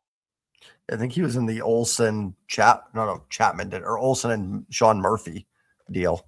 Yeah, and the A's, they know how to do it. Shea Langoliers he was A's the entire time, but must have been from the system. Yeah, I think he wasn't. He was in one of those trades. I'm almost positive he was. It was Matt Olson. So that's when the A's were pretty much just like on tank mode. And then they traded everyone, and then that's where they got Shea Langoliers. So they did well on that trade. They really cashed in very well. That's one of those trades that both teams would say it's worked out, right? Like, because now we're at 2-2. I mean, I'm curious how Harry Ford is going to do off that trade. The 2-2. That's going to be low for a ball, 3-2. But by the way, Harry Ford haven't seen Major League Baseball this season, though. He's been struggling. He has not played well in their AAA system. Again, small sample early, but still weird though. I mean, I thought he was just going to pick up right from me when he left off, as we're at 3-2. And now the pitch, and that's going to be popped up and fouled. But is Garver going to be there? And where did the nice job, cameraman? I think it bounced off the net. It hit something, yeah, because everyone's standing there. Like it must have bounced off something. Camera's pointing to Dan Wilson, and social media has. No, it couldn't. That'd be incredible. That would be ridiculous, right? If it hit the roof. It was the net. Okay. Because the net is that tall because, I mean, they are trying to maximize everyone's safety. Yeah. I've seen people get hit by laser foul balls, and it's scary. Like one time I saw it happen, and they actually brought in like not only ushers, but we're talking like more professionals that were like, hey, are you okay? What do you think? They used to not have that net there. Now the pitch. I mean, look at 93 All-Star game when Randy Johnson threw that over John Kruk's head. That literally went into the stands. And by the way, Right. ball 4, take your base. Of course. Now we got Pete Woodworth coming out, and Luis Castillo, I think he's got to be like at 7. He's at 89 pitches. Yeah. I think he's gone after this inning, unless they Yeah. really want to give him one more inning. But we got runners on first and second. I think that hit the roof the way they're showing it. Is That that would what they're? be. Let's see what they're saying.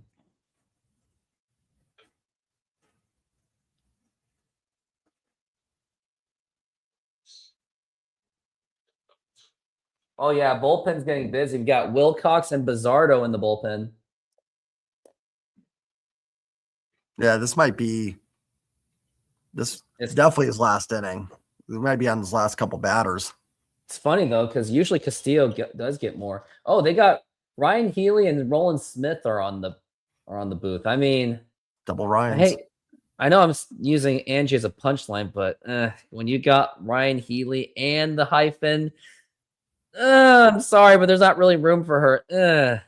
And it's painful for me to say that. Now here's Carlos Cortez, the pitch. That's gonna be a foul ball.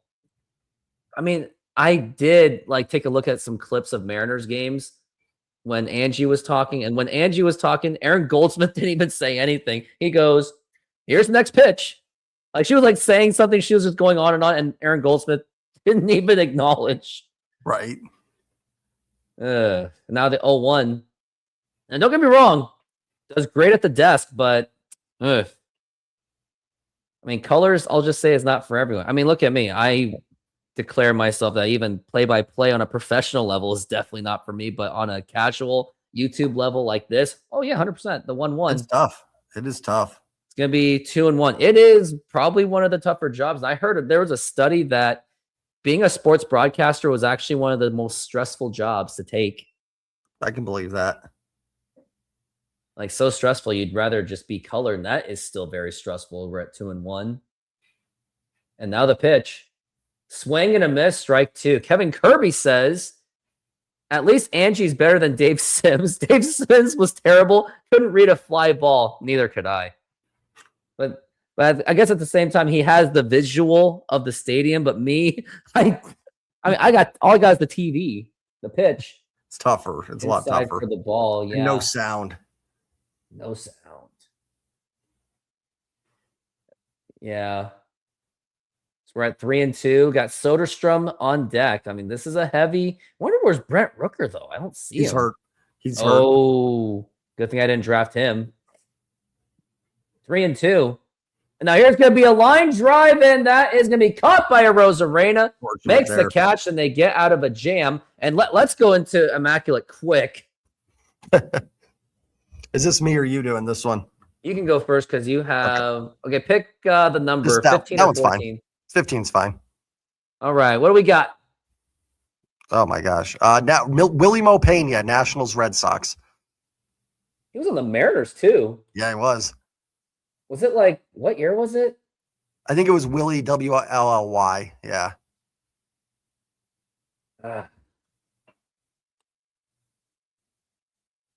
Maybe just do Pena. I don't know. There's too many. Oh, Willie Mo Pena. There we go. Got it. That's a good Okay. one. Nice. All right. Reds and Bronson Arroyo for Red Sox and Reds. I could It probably was get a the little better. 2006 All-Star. Yeah. Yeah. That's a big one. Red Sox MVP. Dustin Pedroia. I think that's going to be a big one too. Yeah, it's tough. I mean, MVPs, it's hard to get a little one. Oh Yankees and Nationals, Nick Johnson. Nick Johnson. Hadn't heard that name in like Right. ages.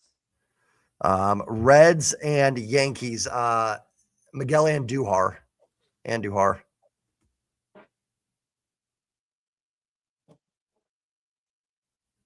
I would have said Ken Griffey Sr.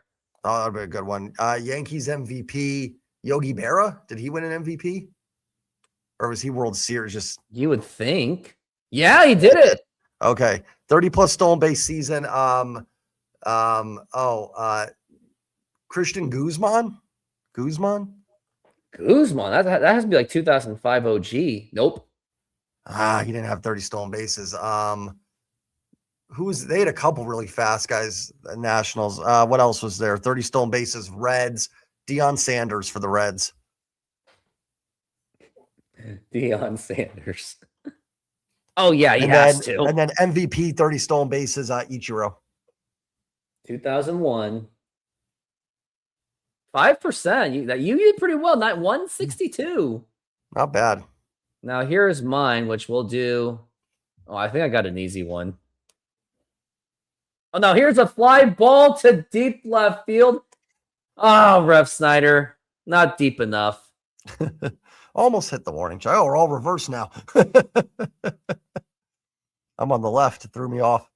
Oh, yeah. What? It's fine. Just threw me off. It was just like, wait, something. Remember that's how our Jeff Facero show started? He started like at the bottom left, and I was like at the top. And I was like, oops, I got to put that there. Oh. Now here is Cal Raleigh up to the plate. You're giving me a spoiler. Sorry. And now the pitch. And now here's going to be a fly ball to deep left field. Is that going to be enough? He's leaping. That is gone. A home run for Cal Raleigh, the big dumper. He has tied the game. That is his 4th home run of the season. It's the Mariners 2 and the Athletics 2. And what a blast that was. Not really, because the guy he got the jump for it. I thought I was going to get robbed. I thought it was 2, but Mariners are back in business to make it 2-2. Yeah, you just had to. I could just tell by your motions. I was like, it's a home run, isn't it?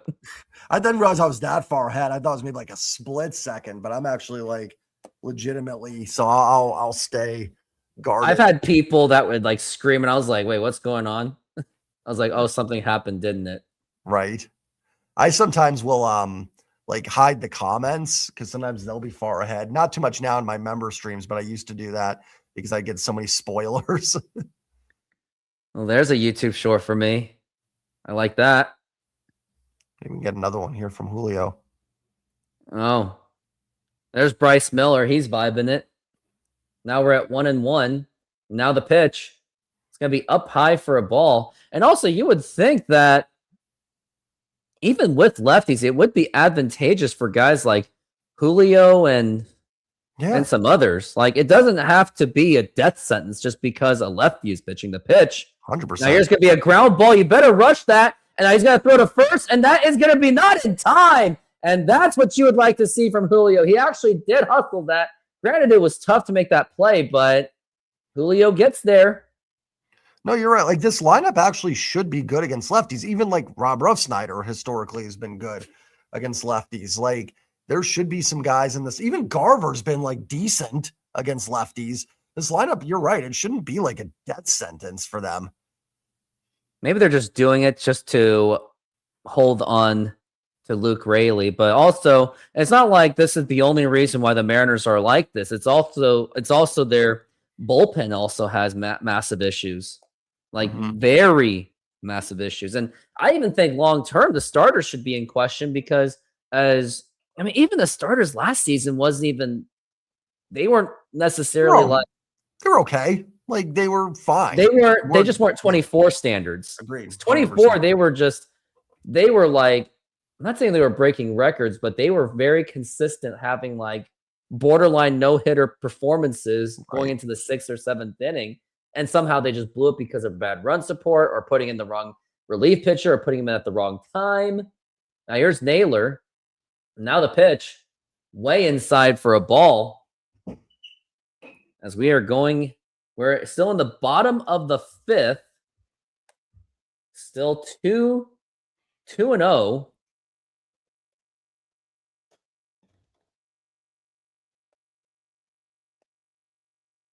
And now the pitch. And that's going to be in there for a strike.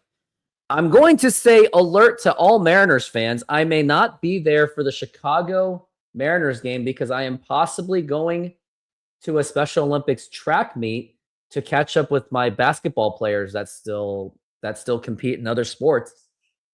2-1, the pitch. And plus, I did make a vow to them that if there was other opportunities to watch them or support them, that I told them that I would do my best to support them. So it's for the consistency. So it doesn't turn into like, oh, hey, how's it going? How's it been for like the last 6 months? Right. Don't want to do that again. I want to keep it's all about consistency and communications. We're at 2-2. I guess there was a challenge there. I didn't even see it, but Naylor challenged that to And we burned the challenge too. And Yeah. I thought that was a strike anyway. I did too. I was kind of surprised. I looked up like, oh, that was a challenge. Especially on a guy just at first base with 1 out, bottom of the 5th. It didn't seem to be the time to do it. From an average standpoint, this is the best average Julio has had early in the season. We can fact check that if you would like me to. I think it's probably true. As we're at 2-2. Because Julio's at 222 the pitch. And that's going to be a check swing. Oh my gosh. He just gave it away. And he's going to make the catch. And that's going to be 2 outs. Just gave it away so quickly. It's up to Randy. This is where I'd probably have Julio try and steal one here, and then see if Randy can get. I'm a base okay hit. with that. And if he Yeah, gets here out, I'm okay. I really won't care. Yeah. 2025, he was batting 188 up on this point, and now he's batting around the 222s. So I guess you can say that this is he has a point. Now the pitch. And that's going to be a check swing. And what is up with these check swings? Throw to first. No, and that's going to be in time, and that's going to retire the side. Like, appreciate the hustle, but I did not appreciate the swing one bit. Yeah, it's back-to-back check swing outs. All right, where we got? Cubs and the Orioles. Oh, I got one. Rafael Palmeiro. Oh, good call. He was on the Cubs. That's good. I'll take that. Second base in Cubs. Oh, The don't minimum even. 1 game. So this is where you got to find some random deal. Still, don't even ask me. Pitched 1 game with the Cubs.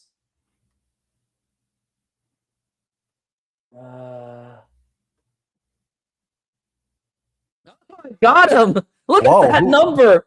Oh my God, Adrian Sampson. I went to high school with him. That's why. Oh, he was on the Mariners for a little bit, wasn't he? For like a split second. Yeah.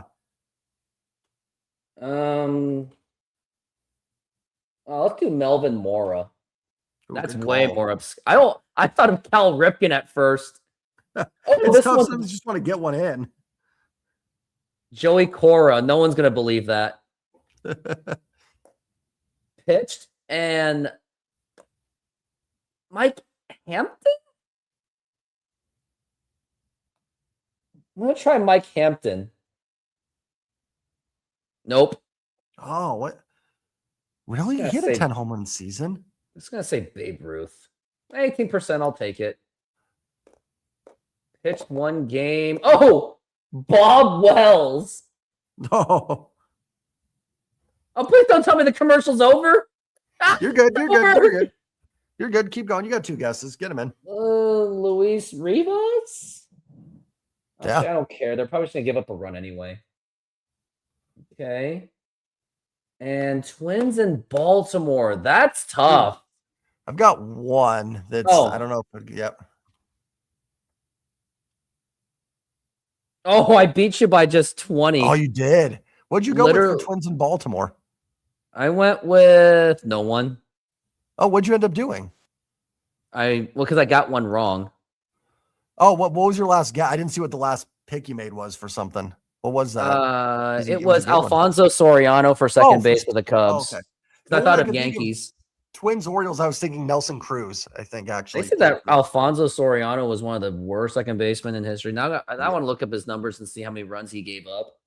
Yeah, he was bad. But that's back when guys were hitting listen, you could put up with some bad defense because they were hitting 58 home runs every year. So it's like, listen, I'll take the worst defender ever. He's going to hit me 56 bombs, And that's going to be foul ball. Oh my gosh. The run saved for Alfonso Soriano, he was really, really bad. It was really bad. -42. Ooh. And with the Yankees, when he did it, he was a -2 and -10 with Texas, -26, and that's why they converted him to outfield. Ugh. I like much better there. Great challenge by Garver. Oh yes, genius. It's gonna be 2-1. I think it's 1 and 2. 1 I think and they just haven't 2. changed it. One of the way I was introduced to Alfonso Soriano was that he was raking Brett Boone's second base records. That's how I was introduced, and it was more painful because it was a Yankee doing it. When Brett Boone struggled in the first half of 2002, and he saw Soriano, he was like trying to get to 40 home runs as a second baseman. And then Brett Boone was like trying to catch up just to hit 24. That was not fun as a Mariners fan. So we're at 1 and 2 for Soderstrom. And now the pitch. And now here's going to be a fly ball to deep right center field. And that's going to be off the wall. And now Soderstrom's going to go to second base. Can we have a normal inning, please? I mean, this will be my last half inning, by the way. But yeah, can we just like tie it and then not? That missed a home run by an inch. I mean, can we just? It's so frustrating. Josh! Yeah, bring him in. I think that Houston series really knocked him out. I don't blame him. I mean, they had a tough loss today, too. Ugh. I mean, everyone in the West is really struggling. Now, here is Jacob Wilson. Now the pitch. And that's going to be a foul ball. Like, this game is so bad, I'm not even paying attention to my YouTube numbers. Might as well check it just for fun. And by the way, I'm at 12 subscribers away from the magic number to get to 3,000. The pitch inside for a ball as we're at 0-1. Jacob Wilson, he has struck out and grounded out. So the Mariners have got to him, but Bizarro is the new pitcher, so anything can change. And now the pitch. And that's going to be a foul ball.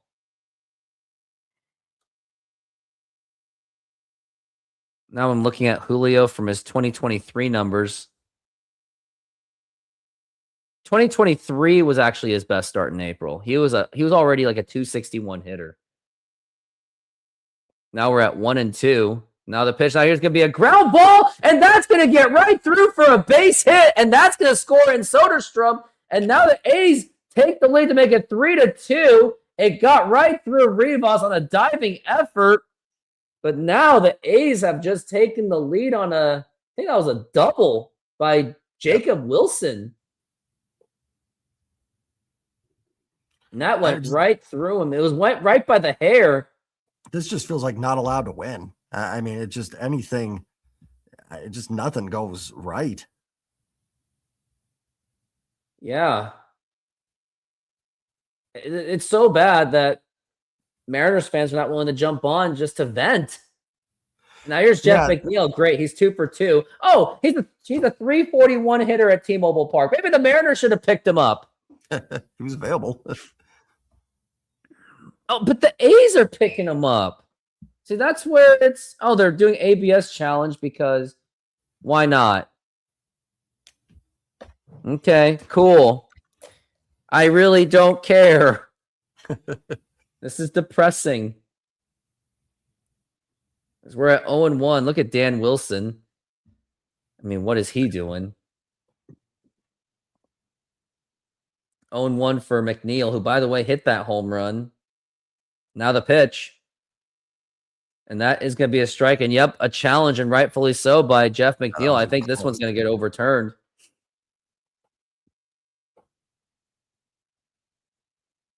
No, it's a ball. Wait. Oh, no. The A's challenged it. Geez. Never mind. Yeah, that was a ball. I'm like, I mean, here's the thing. We look at Jeff McNeil, and there's this whole talk about, T-Mobile Park, it really suppresses the offense. But then we got these players who just come into T-Mobile. They do just fine. Yeah, I mean, the Mariners generally have won here, too. It's just that, just one of them. And they're even at home. The issue really is the road, right? They're 1-8 on the road this year. Yeah, their home record, I think, is actually they're 9-7 at home or something so far. So again, it's the road.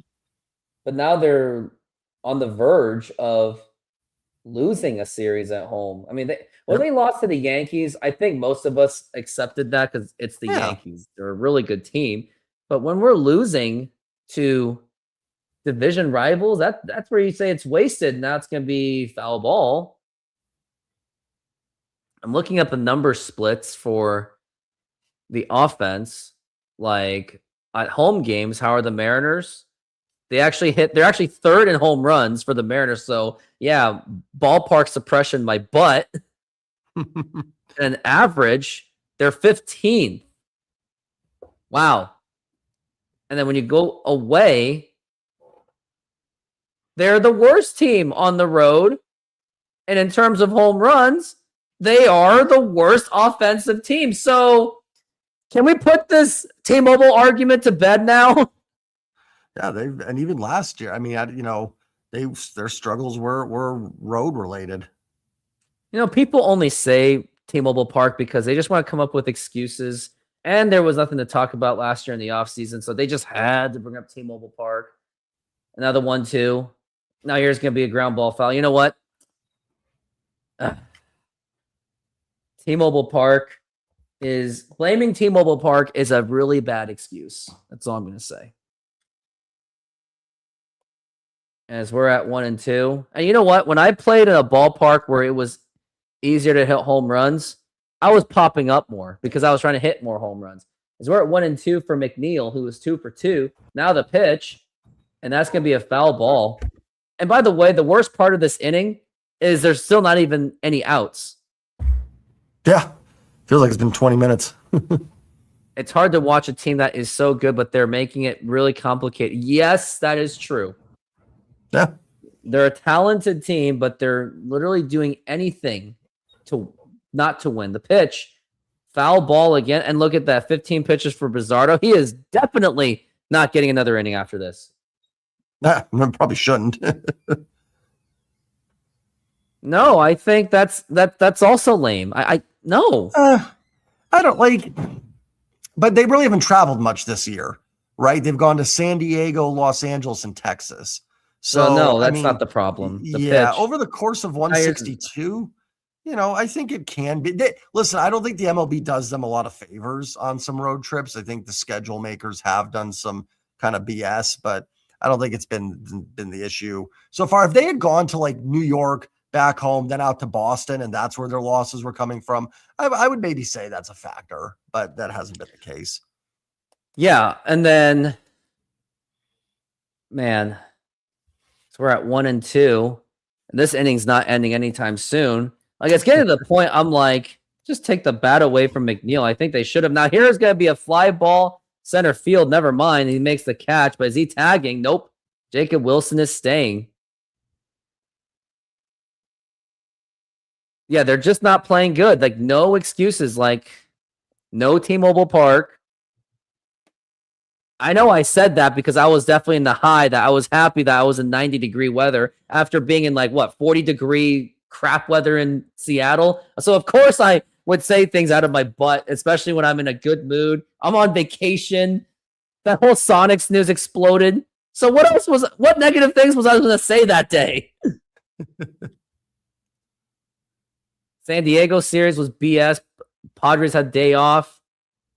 I do think, listen, it's not why they were swept, but I do think that is kind of ridiculous that we had to travel and didn't get a day off, and San Diego had a day off. Like, I don't get why that happens. And then their Thursday game was at 5 and not at 1. That was also really weird. Exactly. Reason they lost, no, but is that kind of like, it's not helping. Exactly. I think now I can see why on Friday when I was at that game for the birthday party, I think they just looked tired. Probably they probably barely got any sleep from that plane ride. The pitch, it's going to be outside for a ball because naturally when you go home from a plane ride after a game, it's kind of hard to sleep. And when you lost the game, that makes it harder to sleep. Mm-hmm. Yeah, 100%. Mariners should have won Wednesday. Absolutely. Yeah. The 2-0. And that's going to be a strike. And how come that Muncy didn't do the AB? Yeah, he had a case. Yeah, it would have been a We're ball. at 2. So we're at 2-1. Now the pitch. Outside for a ball, 3-1. This is not fun. At this point, I just not even throw the pitch. Just tell him to go to first base at this point, especially with Zardo's volatility. The pitch. Now here's going to be a ground ball. Runner goes to third. Throw to first. Ooh, that was barely in time because that could have gone over Josh Naylor's head. And that's going to be 2 outs, but man on third base. Oh, I love to walk, Kevin. Oh, you won't believe this. Check out some of my YouTube shorts. There's videos of me walking in softball. I was heavily criticized for walking. They're like, you're playing just to walk? How boring. How embarrassing. And now here's the pitch to Lawrence Butler. And that is a strike. And then I was trying to say, yeah, but I'm very pop-up prone. I have power hitters right behind me that can drive me in. And then this guy was like, well, this is not Major League Baseball. This is just softball. I love these people. They're my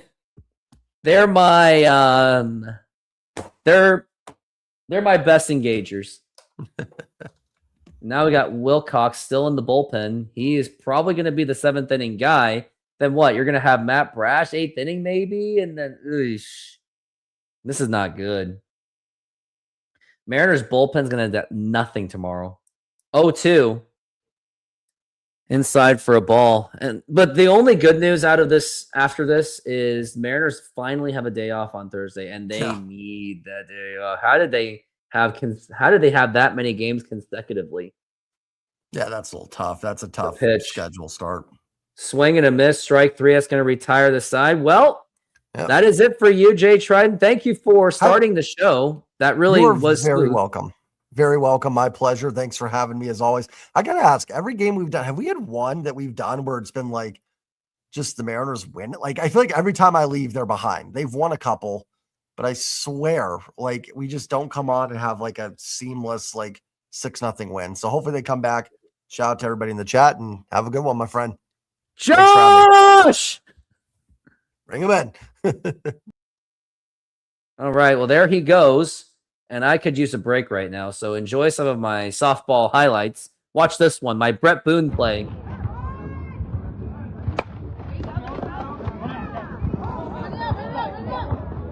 Yeah.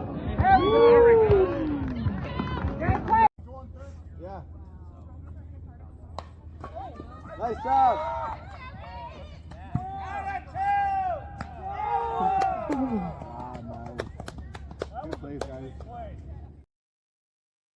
Yeah, what'd you think of those plays? All right, what do we got here? Why is JP not going to third base? Because he's selfish. He refuses to play anything but shortstop. It's unbelievable. Like, he won't play anything else. He's played third base like mostly in Philadelphia when they were experimenting him, but he just won't let it go. He literally just won't let it go because he never lets it go because he's JP Crawford. It's annoying, to be honest with you. If Mariners are 500, they're selling if they're 500. There's no way. Because they sold when they were well above 500. At least Road Trip isn't a terrible one. St. Louis, they won't be 500. Matt Brash, save opportunity? Nah. It's Alex Hoppe. Debut. Night, baby. The pitch. And that's going to be low for a ball as we are back from the break. As we are at the bottom of the 6th inning. Oh, I got you, Kevin. Sorry, my bad. Now the pitch. And that's going to be outside for a ball. Man, we really need Josh here. And Scott Barlow is now in the bullpen. Heads up, tomorrow I will not be there for the game. As we're at 2-0 for JP. Now the pitch. And that's going to be a strike. Challenge that call, man. What are you doing? He had an excellent case to not challenge it. How do you not challenge that? As we're at 2-1 for JP. Now the pitch. And that's going to be a foul ball. Could have been full count. What are you doing, JP? Why aren't you even stepping up? You're nothing more than a disappointment for this team. It's just absolutely just frustrating. So we're at 2-2 the pitch. And that's going to be 3-2. See, if you challenged it, you'd be on first base right now. You could have given someone a chance like Mitch Garver.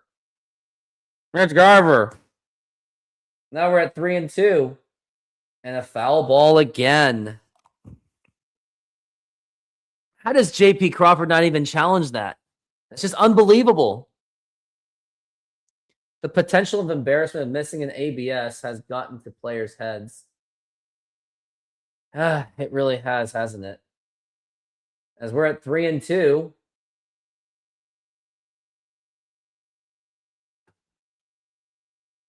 What makes me Ichiro? As we're at 3-2 for JP. Now the pitch. And that's going to be fouled again. He continues to fight it through. But if they take Lopez out after JP, Luke needs to at bat. I think maybe Dan Wilson forgot about him. But they're not going to do that. They're not going to do that. They already know. Now the pitch. And swing and a miss, strike 3. And that's going to be 1 out. And JP Crawford, his unwillingness to challenge may have cost him dearly. Okay, how much are Mariners Sweets? I got to look up these things. Because I considered it throwing a birthday party for my best friend. Yeah, definitely single game. Private suite is $200. Oh, and they're bringing in... But they're not going to pinch hit Mitch Garver, because if you do that, then Cal Raleigh gets taken out. And then you have to have the pitcher. You know what? Take him out. Take out Garver. Put in Luke Raley. Lopez is out.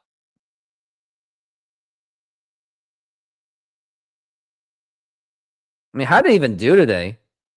Lopez didn't even pitch that well either. I mean, he held them, but he only gave me 1 strikeout for my fantasy baseball team.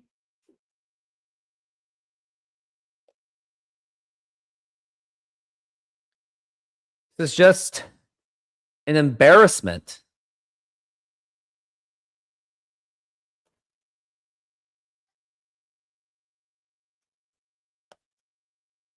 Okay. I hear you, buddy. But this game itself is really embarrassing.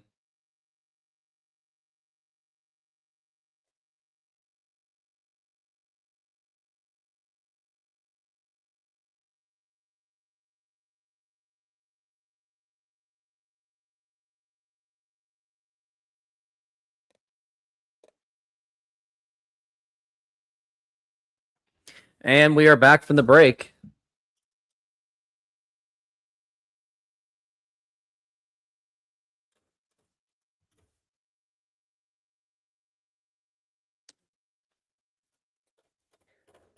And now they brought in the righty. All I know is... And Mitch Garver's still hitting. What are they doing? Now the pitch. And that's going to be inside for a ball. So Luke Raley will probably get on and probably in the 7th inning, as we got an ABS challenge, as they thought that was a strike. And that is going to be a strike right on the hair. Talk about a gutsy call. Ref Snyder's probably done after this. Now that they have the righty, but they can always bring in the lefty too. As we're at 0-1. And now the pitch. And that's going to be low for a ball.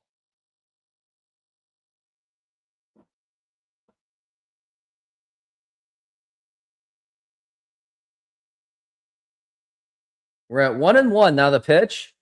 Now it's going to be a liner and foul. That was a really nice hit by Garver, but went way foul.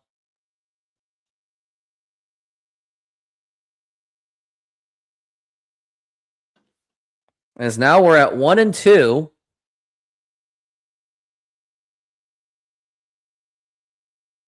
And that's going to be a swing and a miss, strike 3, and that's going to be 2 outs.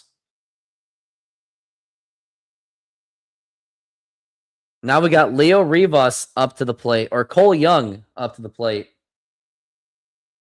Now I can take off these headsets because it's getting really warm and very frustrating to watch. As now the pitch, it's going to be outside for a ball. As we're at 1-0 for Cole Young. Barlow is on the bullpen. He's already been pitching well in this inning. Now the pitch. And that's going to be popped up, and that's not going to do it. Who's got it? Makes the catch, and that's going to retire the side. We are now going into the top of the 7th inning. How embarrassing this has been.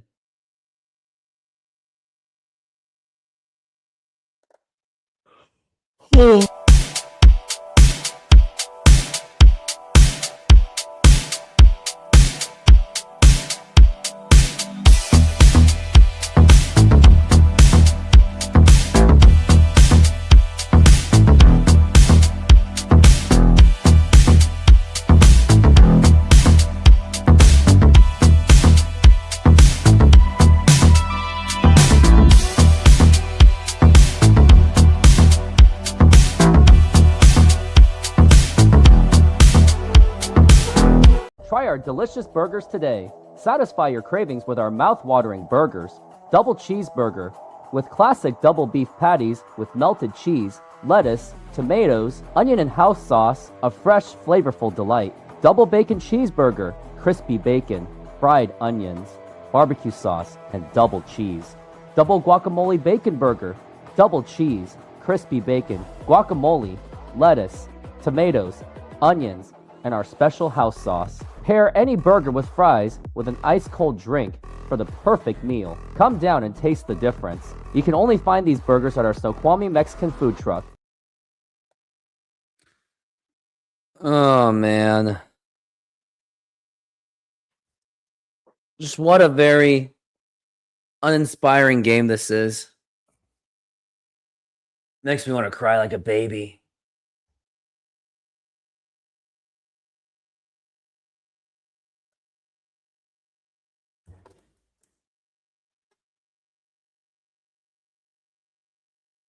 That's crazy, though. The sweets are like...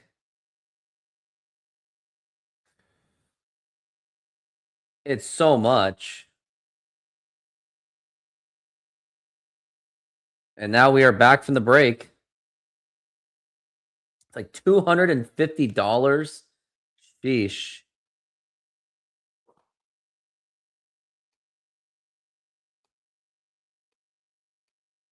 Now we got Gabe Spire out of the bullpen. And now the pitch.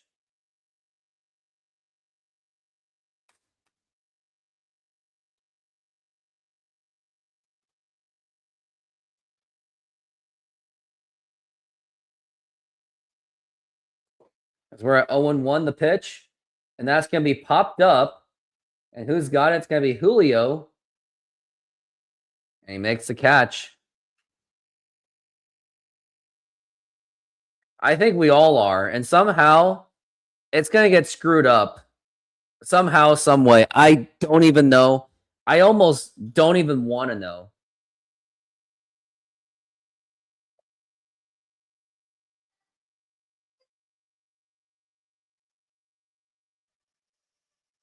Now here's Nick Kurtz. And now the pitch. And that's going to be a swing and a miss. And that's going to be a strike. I mean, the only Sonics basketball we have is all my live streaming shows that I do. As we're at 0-1. And now the pitch. And that's going to be a ball. And hit that like button if you've actually seen my Sonics content. mean, I don't really see many of you guys, but I do Sonic's live streaming. As we're at 1-1 for Nick Kurtz. Now the pitch. And that's going to be in there for a strike.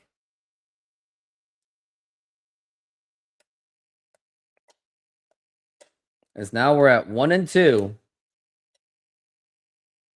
Still got Nick Kurtz. And now the pitch. Now here's going to be a ground ball right to Naylor.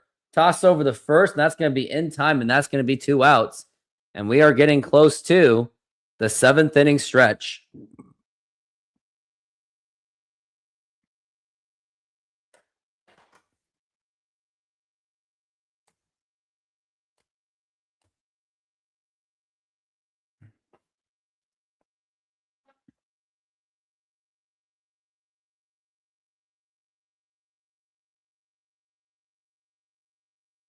Now here's Shea Langoliers up to the plate.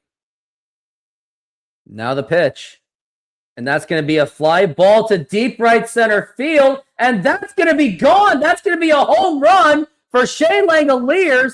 And now the A's have just extended their lead to make it 4-2. And Shea Langoliers may have just put the dagger on the Mariners, knowing that the Mariners offense really just has nothing. And now it's the Athletics 4 and the Mariners 2. And that was pretty much just gone the moment he hit it from his bat.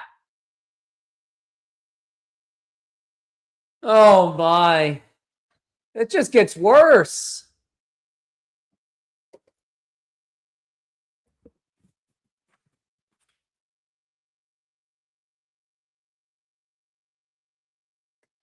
And now it's going to be a ground ball, and that's going to be a base hit.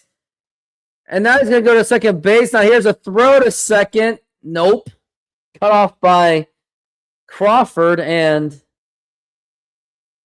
Tyler Soderstrom's not going to be up to the plate. So much for the lefty-lefty matchups, right? It doesn't matter. Platoon doesn't do anything. Mariners platoon game is getting exposed. Now the pitch. And that's going to be a ground ball right to Spire. Toss over to first. And that's going to be in time. And now we're going to go into the 7th inning stretch. And this is so frustrating. And I'm just going to sing the 7th inning stretch. Take me out to the ball game. Take me out to the crowd. Buy me some peanuts and Cracker Jacks. I care if they ever get back, so let's root. Root for the Mariners. If they don't win, it's a shame. They already lost. For it's 1, 2, 3 strikes, you're out at the old ball game.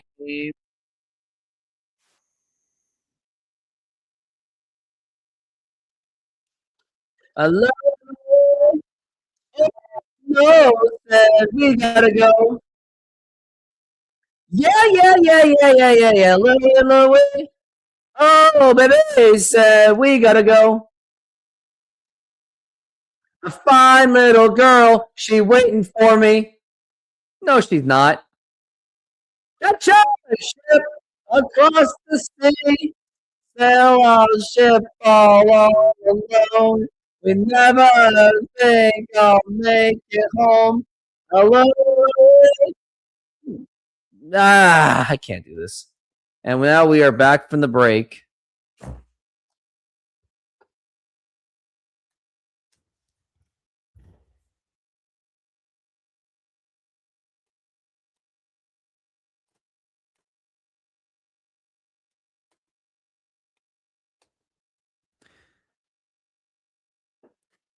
Now here is Real Rivas, and that's going to be a strike.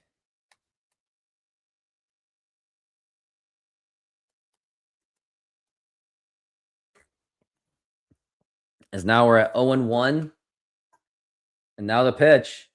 And that's going to be low for a ball.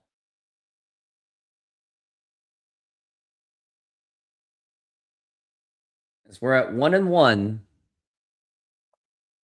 Rayleigh's going to be on deck. Now the pitch. And that's going to be strike 2. Like, what are you even doing?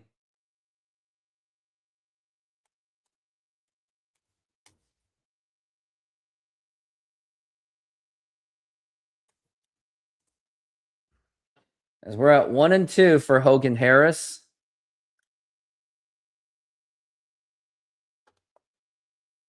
Now the pitch.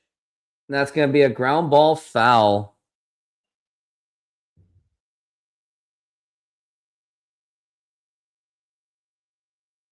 This game continues to be painful. Now we're at 1-2. Now the pitch. Way outside for a ball. That's going to be 2-2.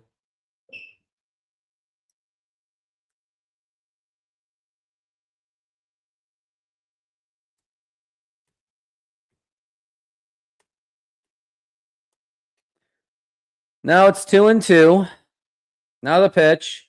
Low for a ball, 3-2.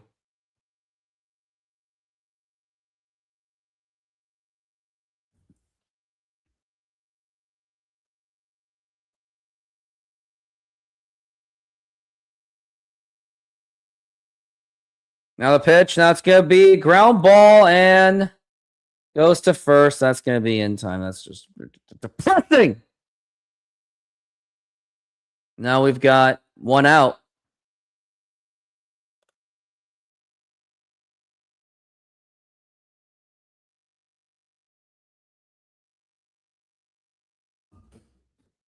This is embarrassing.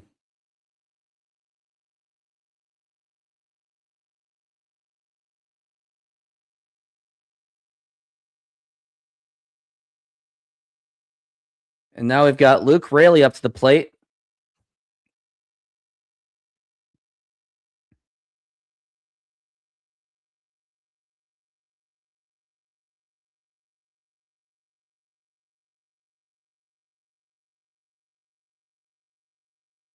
Now the pitch. That's going to be a swing and a miss.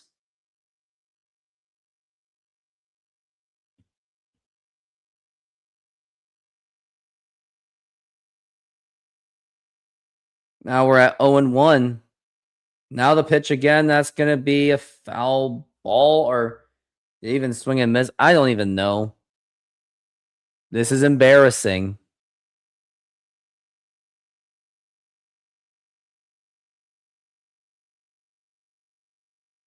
Now we're at 0-2. Now the pitch. Swing and a miss at the dirt for strike 3. Are the Mariners even trying? This is brutal. Now we got 2 outs. It's not like Cal Raleigh has another home run in him.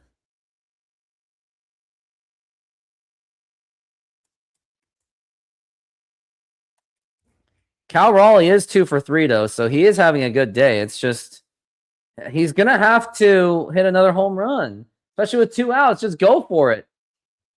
Now the pitch. Outside for a ball. Now, how is Scott Barlow doing? He's a 4.66 ERA guy, and you're still striking out against him? Like, what is this? The 1-0. It's going to be low for a ball. It's going to be 2-0. Like, this game's going to end so quickly.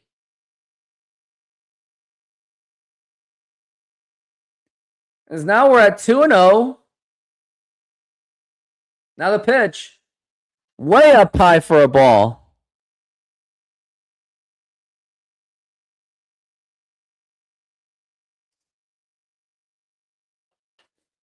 We're at 3-0. Full hitters count. Now the pitch. Ball 4, take your base. And now we got Julio Rodriguez coming up to the plate. Julio Rodriguez is up to the plate with 2 outs. That sounds about right.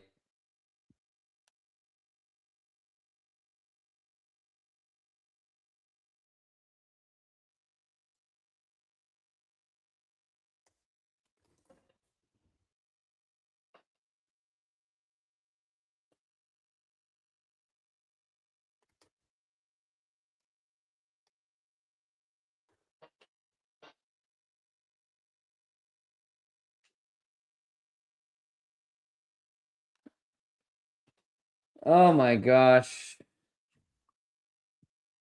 Julio is now 1 for 2.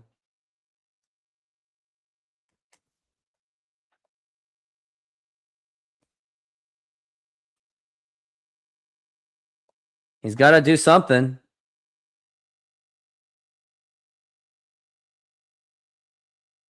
And now Julio calls time.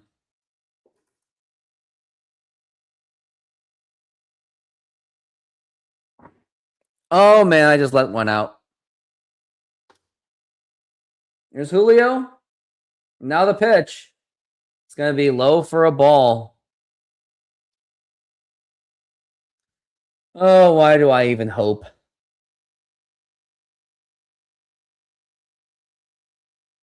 Now we got 1-0. And now the pitch. And that's going to be a strike.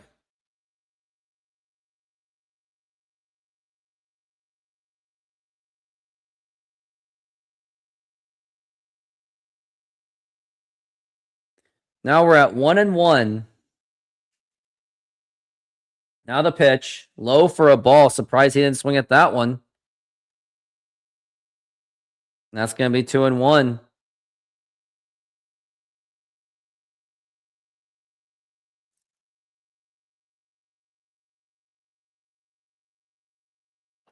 We're at 2-1 again. Now the pitch. And that's going to be a strike. That's going to be 2-2. It doesn't challenge it, but it would have made it into the strike zone anyway.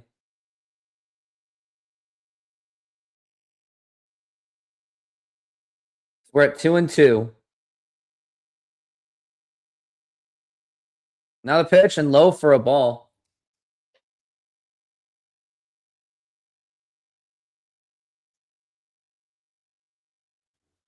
Still hanging at 3-2 for Julio. Probably going to strike out, to be honest with you. Now the pitch. Now there's going to be a ground ball. And that's going to be a base hit. Now we got runners on first and second with the lead run at the plate. This is Josh Naylor time. Your time to step up because we do have 2 outs. And now we got runners on first and second. And Cal Raleigh and Julio have actually stepped up today. Crawford's been 0 for 3, though. Garver, I mean, everyone's gotten a hit at least.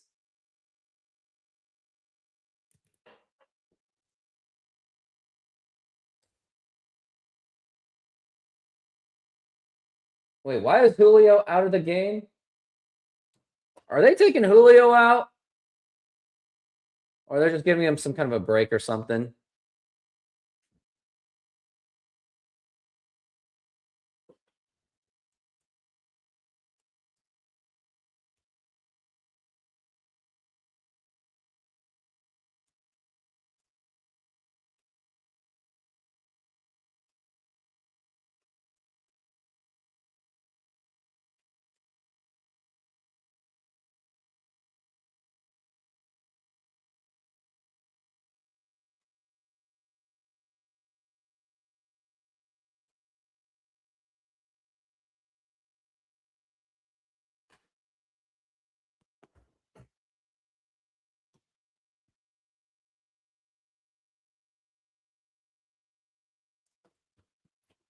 Oh, I just scratched. Ooh, that's not good.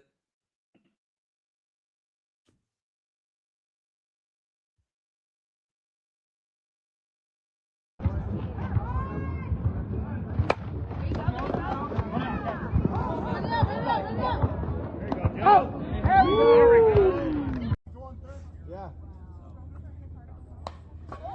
Nice job.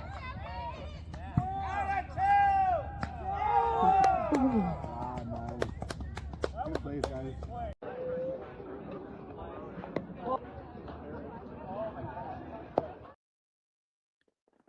And now we are back from the break. It's going to be Josh Naylor up to the plate.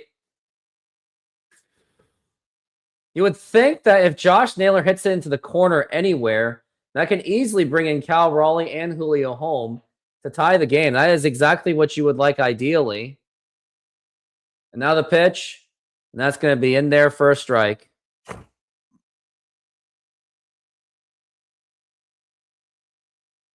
As now we're at 0-1 for Josh Naylor. Now the pitch. And swing and a miss. And what are you even swinging at? It's going to be 0-2. And you might as well just kiss this inning goodbye. Like, what the heck was he even swinging at? Because now we're at 0-2. And I don't think the Mariners are going to score the 0-2. And that's going to be a ground ball foul. Mariners are really testing their fate.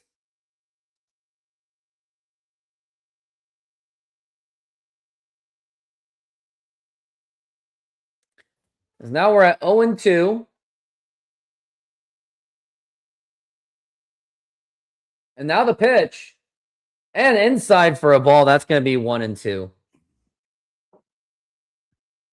I don't even want to look at it.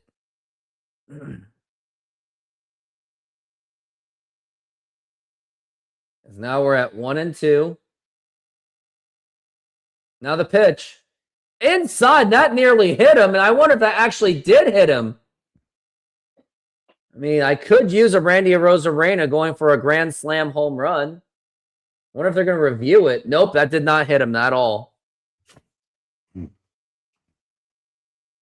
I know mindless people like me would just say, take one for the team, but at the same time, who's going to take a 100-mile-an-hour or 90-something-mile-an-hour to the face? It hurts even if it's a 20-mile-an-hour.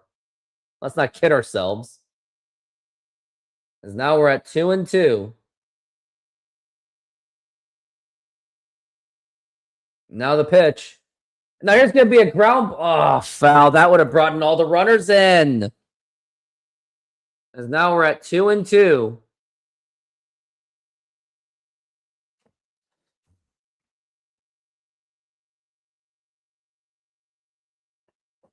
Still 2-2. Naylor is fighting it off. He was falling behind on an 0-2 count.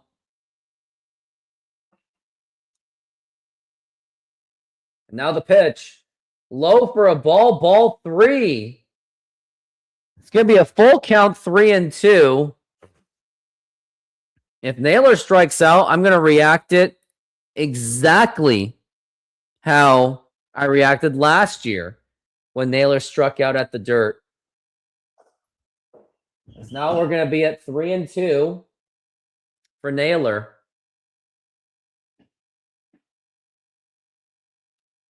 And it all comes down to this. Now the 3-2 pitch. Now here's going to be a ground ball, and that's not going to get it done. The toss over to first, and it's going to be in time. I'll show it anyway. And now here is the pitch. And a swing. All 5 pitches were out of the strike zone. Literally, if he had just stood there with the bat on his shoulder, the game would be over. Are you serious?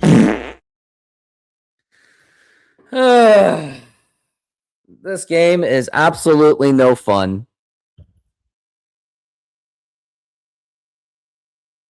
Taco lovers, this one's for you.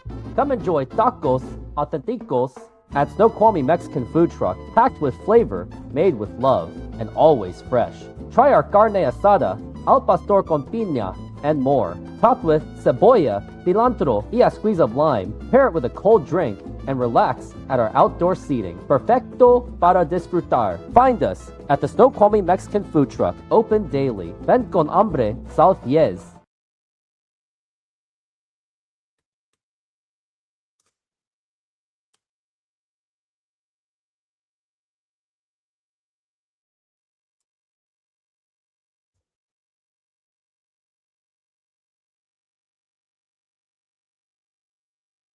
It really is.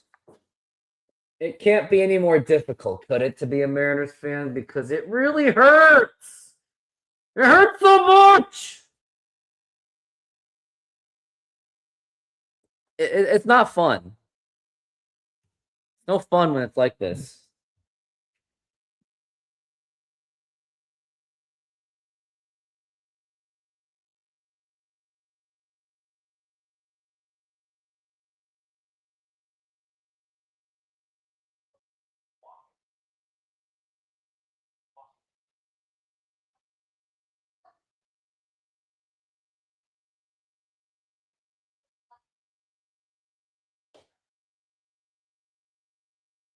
Now we are back from the break.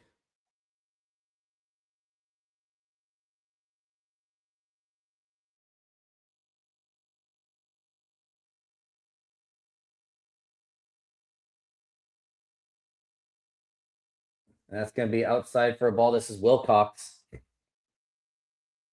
And the crazy thing is the game is still not over. TK7 says this is happening at the same time as Jeff Hoffman's doing his best to be Angels MVP tonight. Never mind, they brought in someone else to finish it up. It's going to be a foul ball.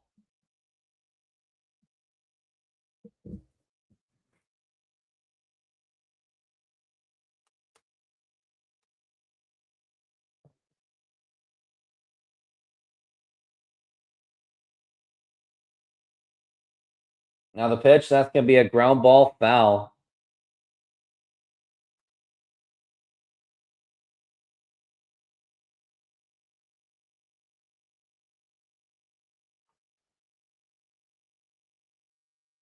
Now we're at 1-2. Now the pitch. That's going to be a foul ball again.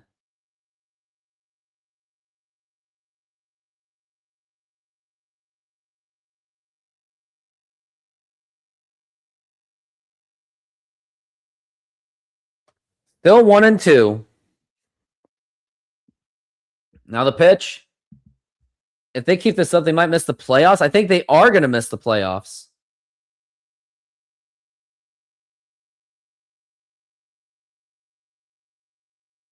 Well, they didn't start 4. Well, yeah, they kind of did start 4-10 last year, didn't they? But they always have these kind of starts. As we're at 1-2 for Wilcox. Now the pitch. There's going to be a ground ball. Here's Cole Young. Nice play. Toss over to first in time, and that's going to be an out.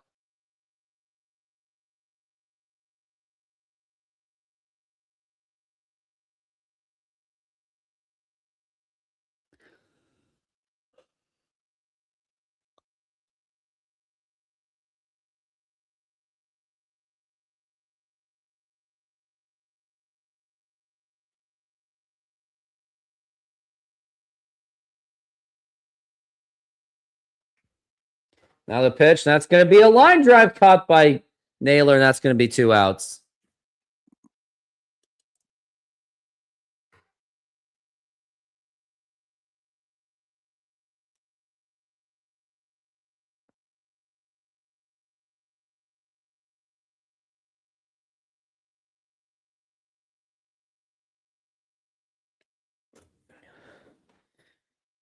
And now the pitch. Now it's going to be a ground ball, and it bobbles the ball. Leo Rivas bobbled the ball, and now he might get his... No, that's going to be Muncy at first base. That should be an error charge to him.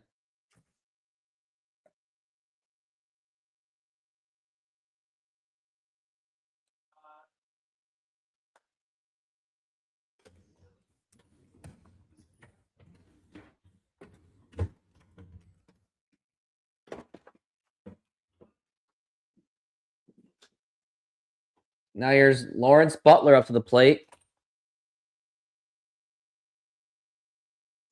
And now the pitch.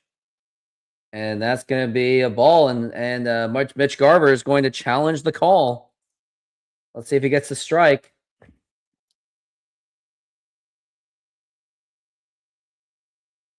Yep, that's a strike, all right. Happened in 2022 with Castillo, 23 with Rojas, 24 with Clase, 25 Williamson. Just call up Emerson. Well, Castillo was a pitcher, starting pitcher. Rojas was off of a trade of Paul Sewald. But Emerson is dealing with some injuries right now, though, too. 1-1, and now the pitch. And that's going to be outside for a ball.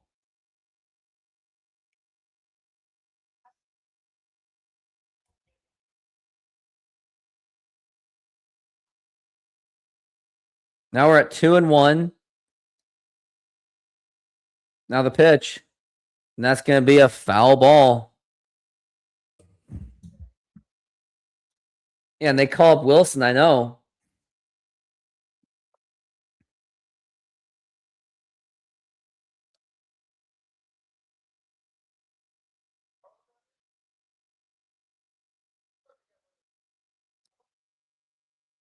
Now the pitch. It's going to be low for a ball, 3-2.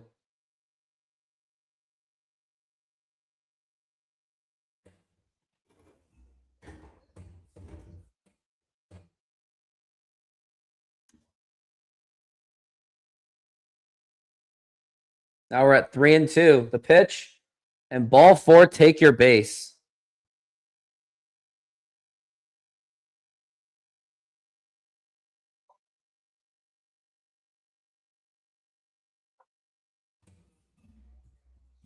How can we be? Someone says, RPG says, how can we be losing with players like Garver? Yeah, I know.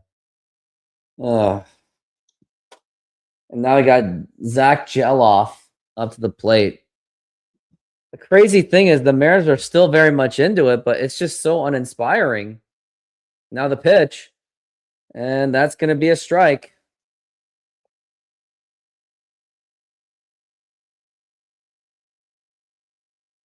As now we're at 0-1 for Zach Geloff.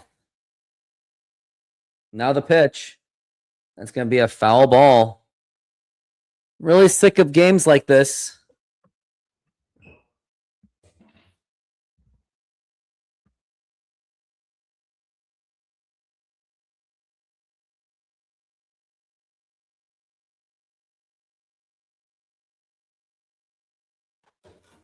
Now we're at 0-2. The pitch. Low for a ball.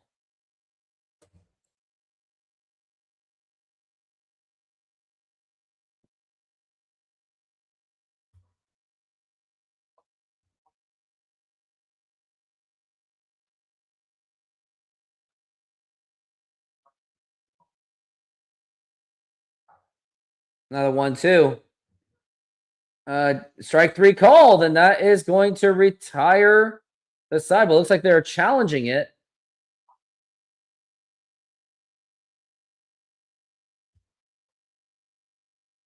And he got it. And that's going to retire the side. But now you're going to have Randy Arozarena up to the plate. Ugh, we'll see. There you go. Good hit. Go home. Go home. Woo. Ooh. Yes, you're up. Go to third. There you go. Yeah. Wow.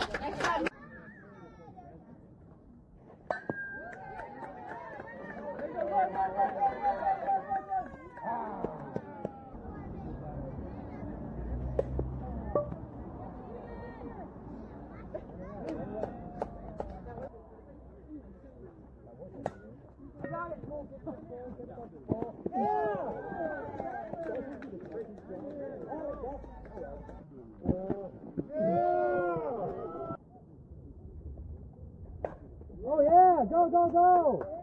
Go home, go home! Stay a second!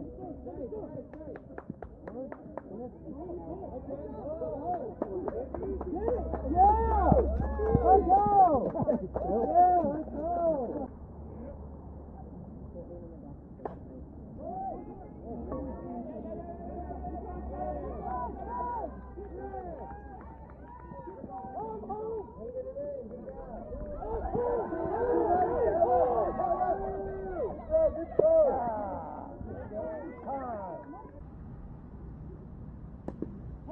Run! Dig it out, run! That's three!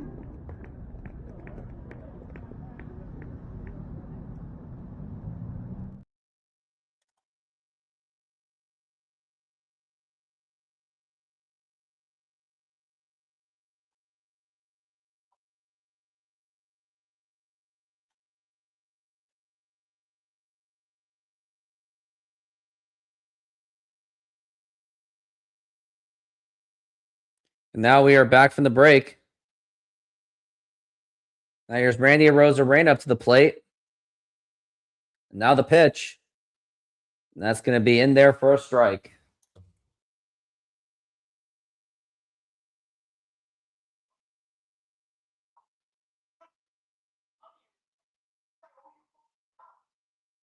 Now we got 0-1. Now the pitch. Swing and a miss, strike 2.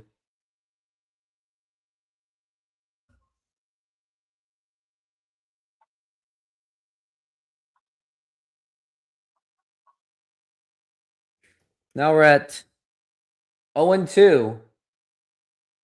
Now the pitch. And that's going to be popped up. And who's got it? Jacob Wilson makes the catch.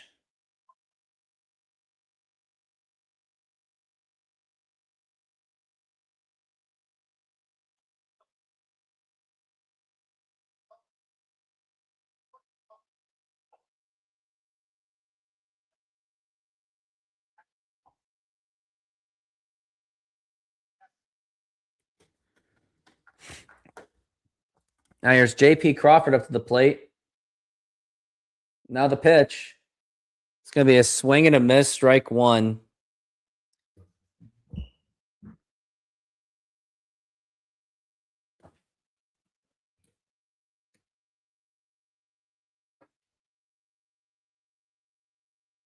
Now the pitch. It's going to be outside for a ball.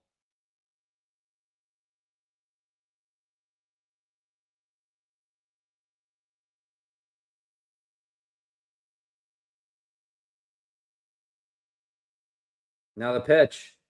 It's going to be a foul back.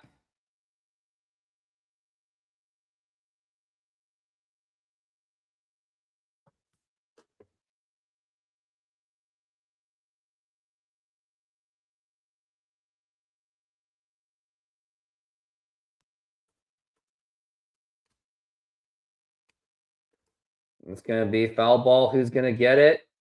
Nope, that drops.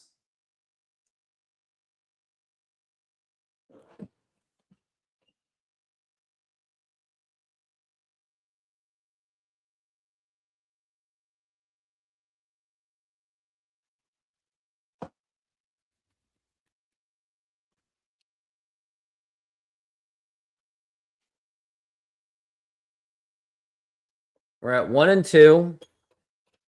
And now the pitch. And that's going to be up high for a ball. That's 2-2.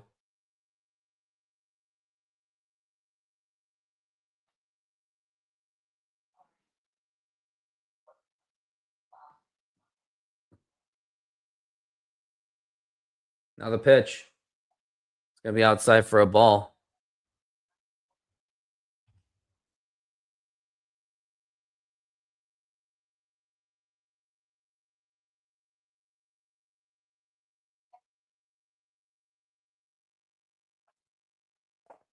Now here's going to be a fly ball to center field. And it's going to be 2 outs.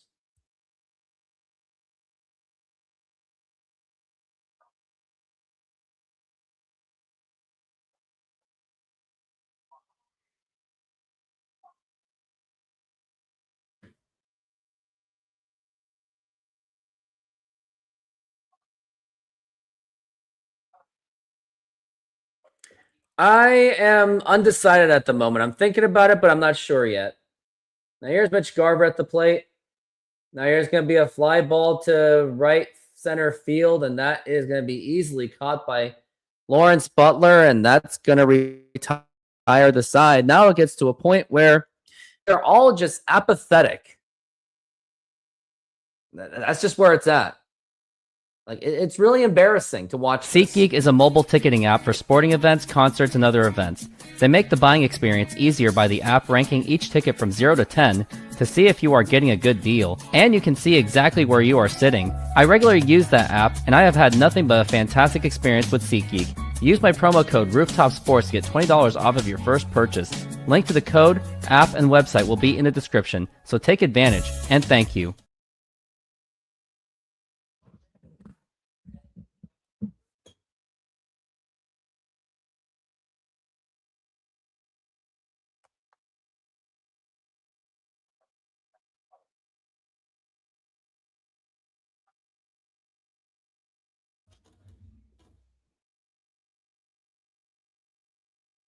At least we'll have to face.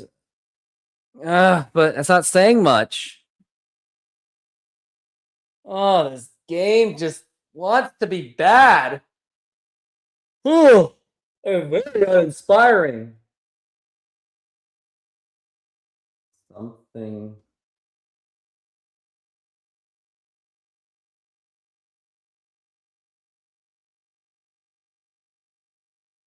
Don't care.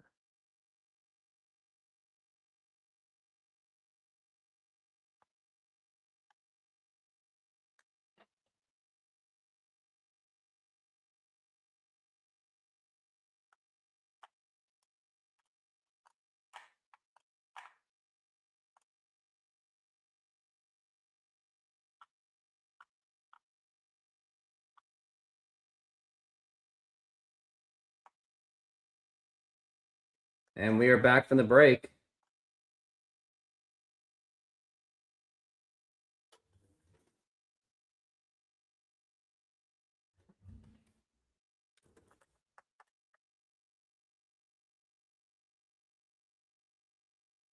Now here's Nick Kurtz by Wilcox. Now the pitch. And he gets another inning, and that's going to be a strike.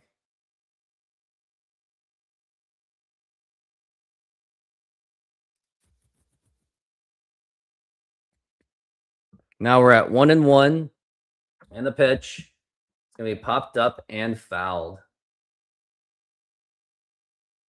No one's getting that one.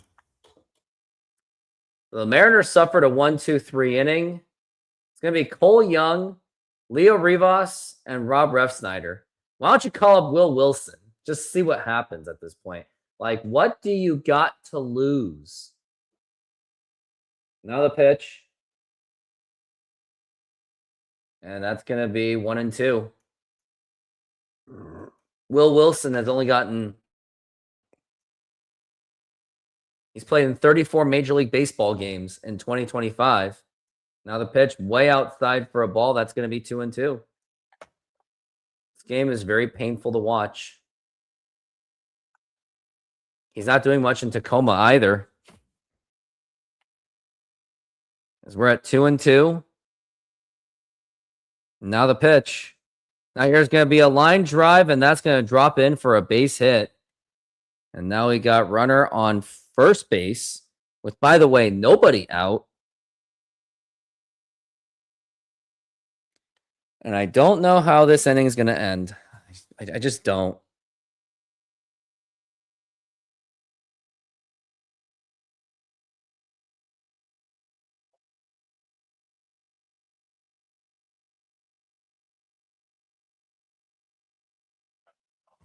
Now here's Langoliers. Now the pitch. That's going to be popped up and fouled.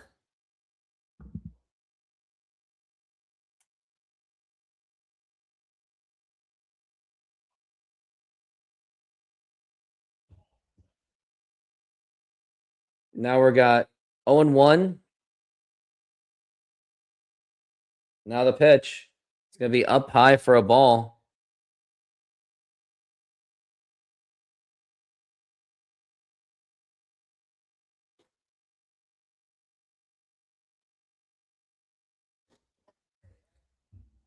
We got 1-1. The pitch.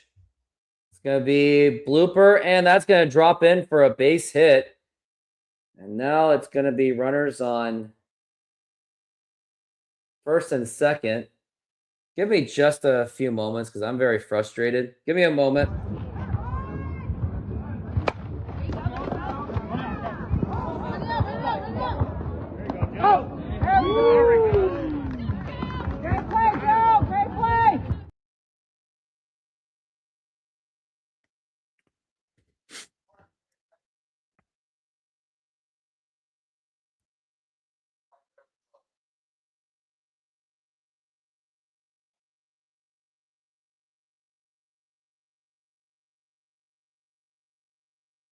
Now we got Cortez up to the plate.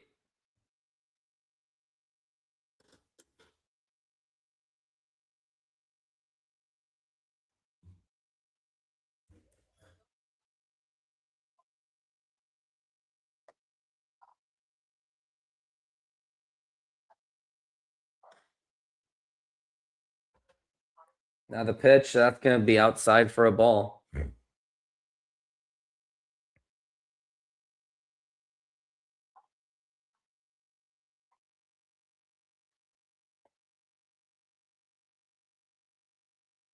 Now the pitch. It's going to be a swing and a miss, strike one.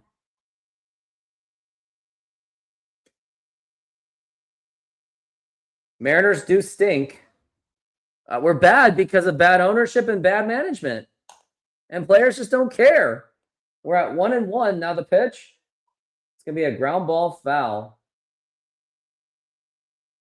Oh, don't do that to yourself.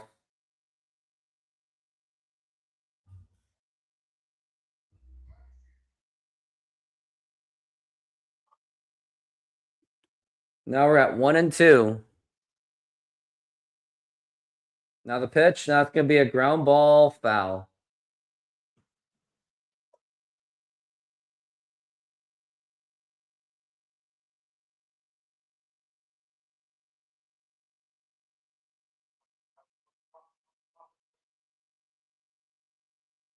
Now we're got 1-2.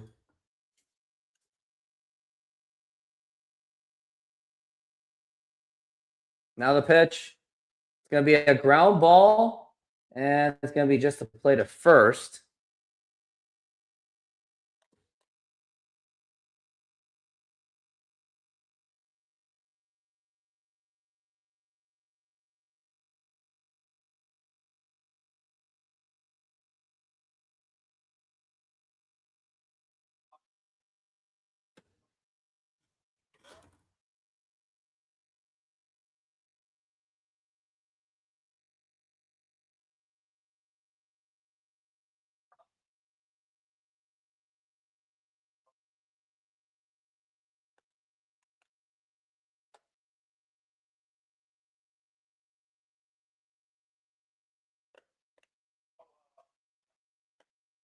Now we've got bases loaded. It's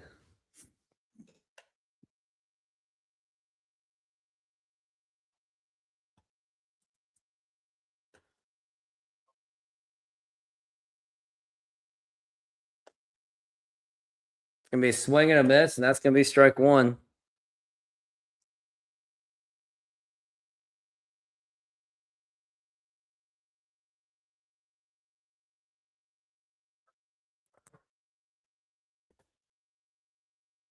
Now the pitch is going to be outside for a ball.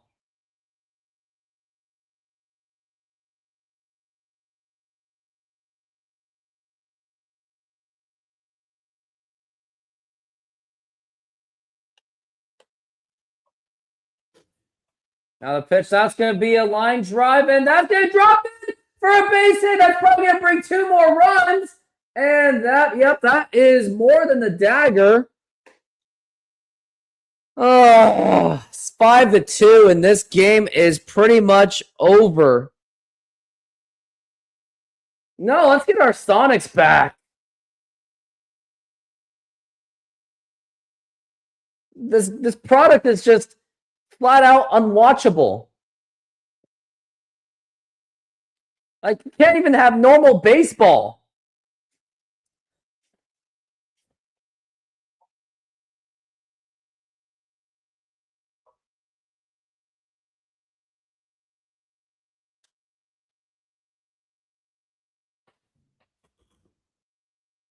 Now we're at 0-1.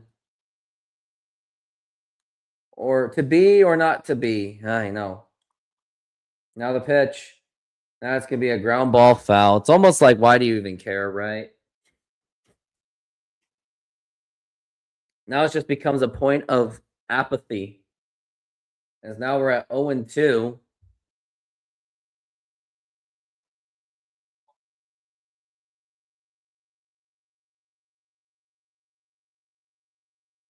And it's going to be a strikeout. That's how much I'm uninspired. I don't know. I mean, don't expect the Seahawks to do a repeat season. I wouldn't.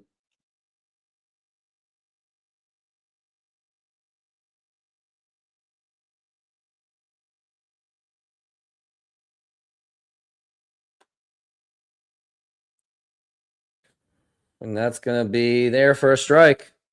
It's going to be Max Muncy.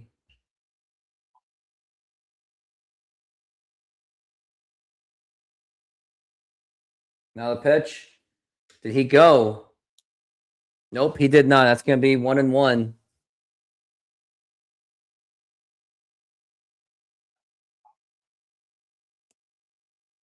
Now we're at 1-1.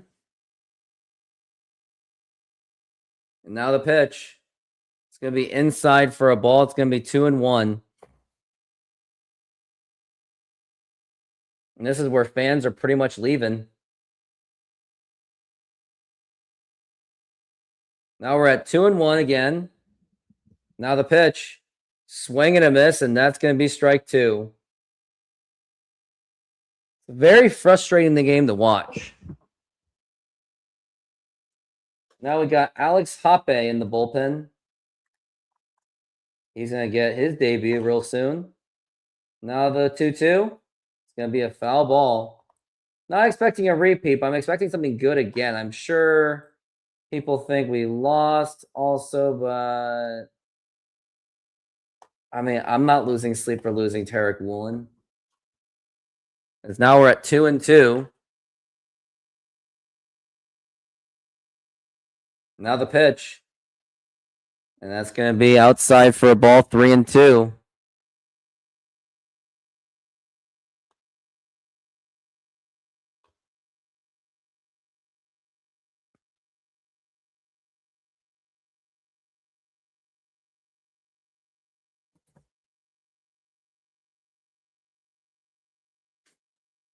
Now we're at 3-2.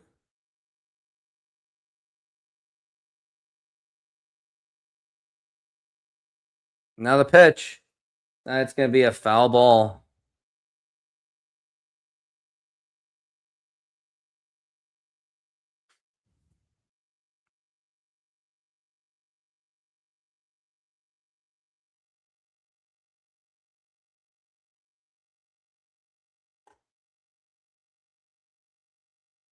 Now we're at full count. Now the pitch. Swing and a miss, strike 3, and that's going to retire the side. Last try for the Mariners. Would you actually do it, though? I don't know if you would actually do it. It's a very dangerous idea. Mariners just continue to be really, really bad. It's to the point where it's just unwatchable.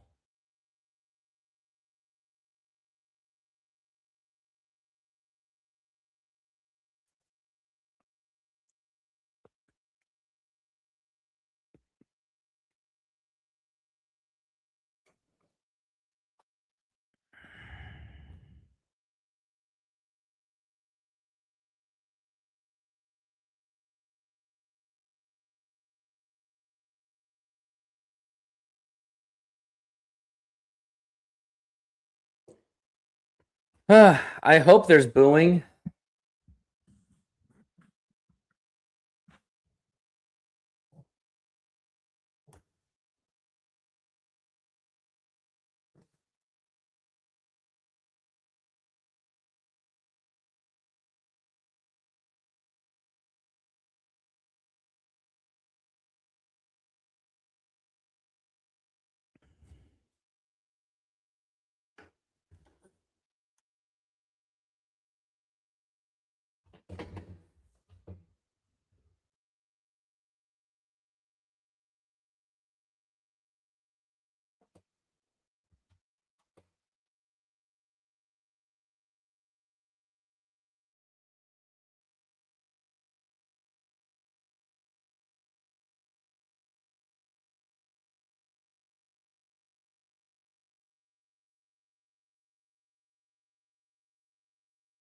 And now we are back from the break.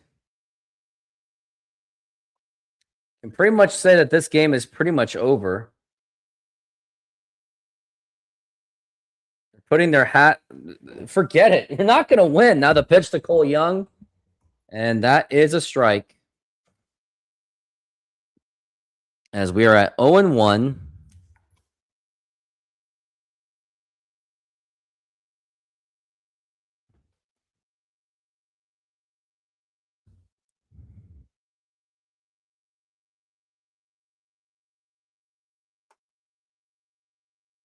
We're at 0-2 for Cole Young. Now the pitch. That's going to be missing it for a ball.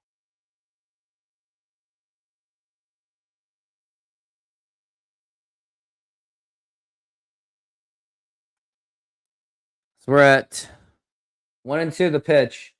And swing and a miss, strike 3, and it's just going to be down to 2 outs. That is true. Need an Amber Alert. The Mariners offense is absolutely missing. I agree.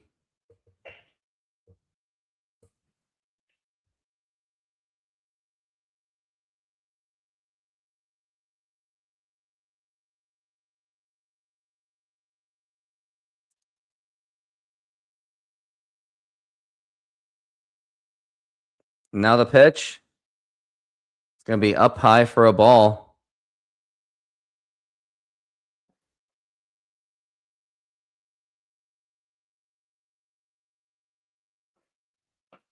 Now we're at 1-0. Now the pitch, and that's going to be foul ball.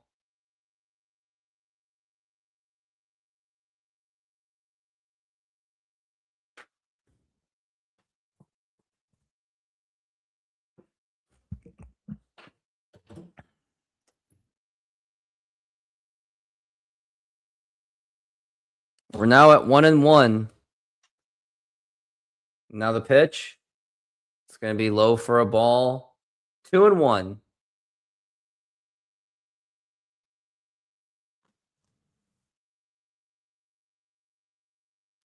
Now it's 2-1. Now the pitch is going to be swing and a miss. And by the way, Canzona's hitting. It's going to be 2-2. He has taken over for Leo Rivas because they don't really care what happens at this point. Now it's 2-2.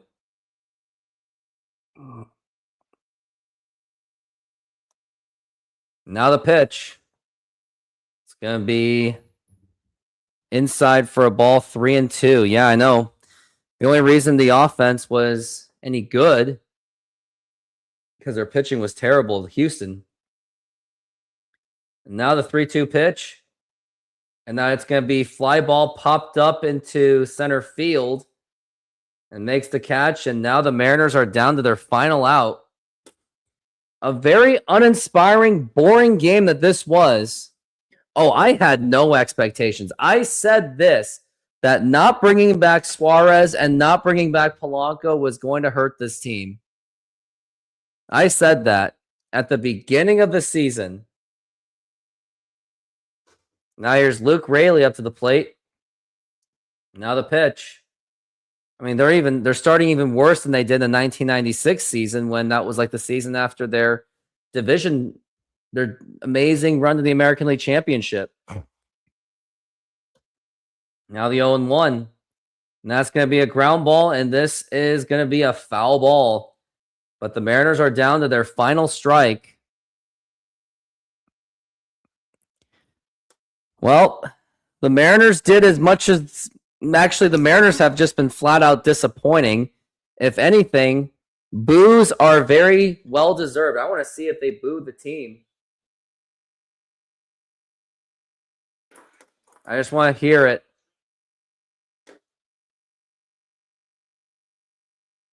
Now we're at 0-2. Now the pitch. Low for a ball. That's going to be 1-2.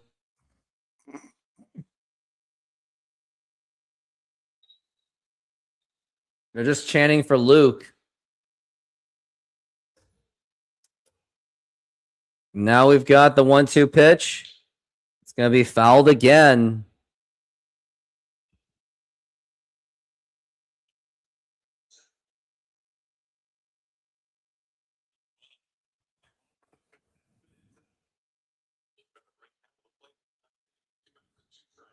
We're at 1-2 now the pitch.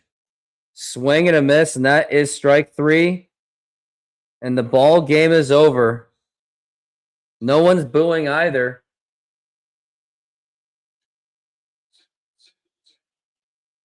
Wow. Mariner fans are not even booing.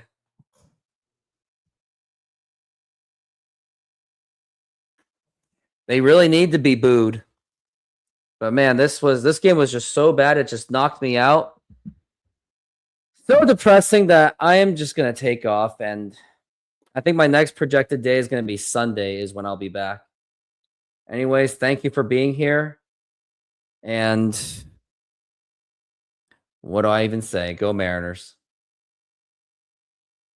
Since 2022, I have been building the Rooftop Sports YouTube channel, and I want to thank all of you for your support and engagement. Without all of you, there is no Rooftop Sports. Now, if you would like to take your support to the next level, join my exclusive YouTube membership program for just $5 a month. Get first access to new videos, ad-free content, and exclusive insights from my fantasy sports, as I do play many fantasy sports leagues. Plus, follow along with my softball seasons like never before.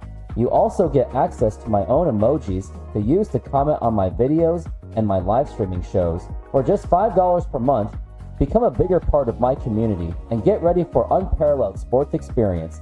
Let's do this.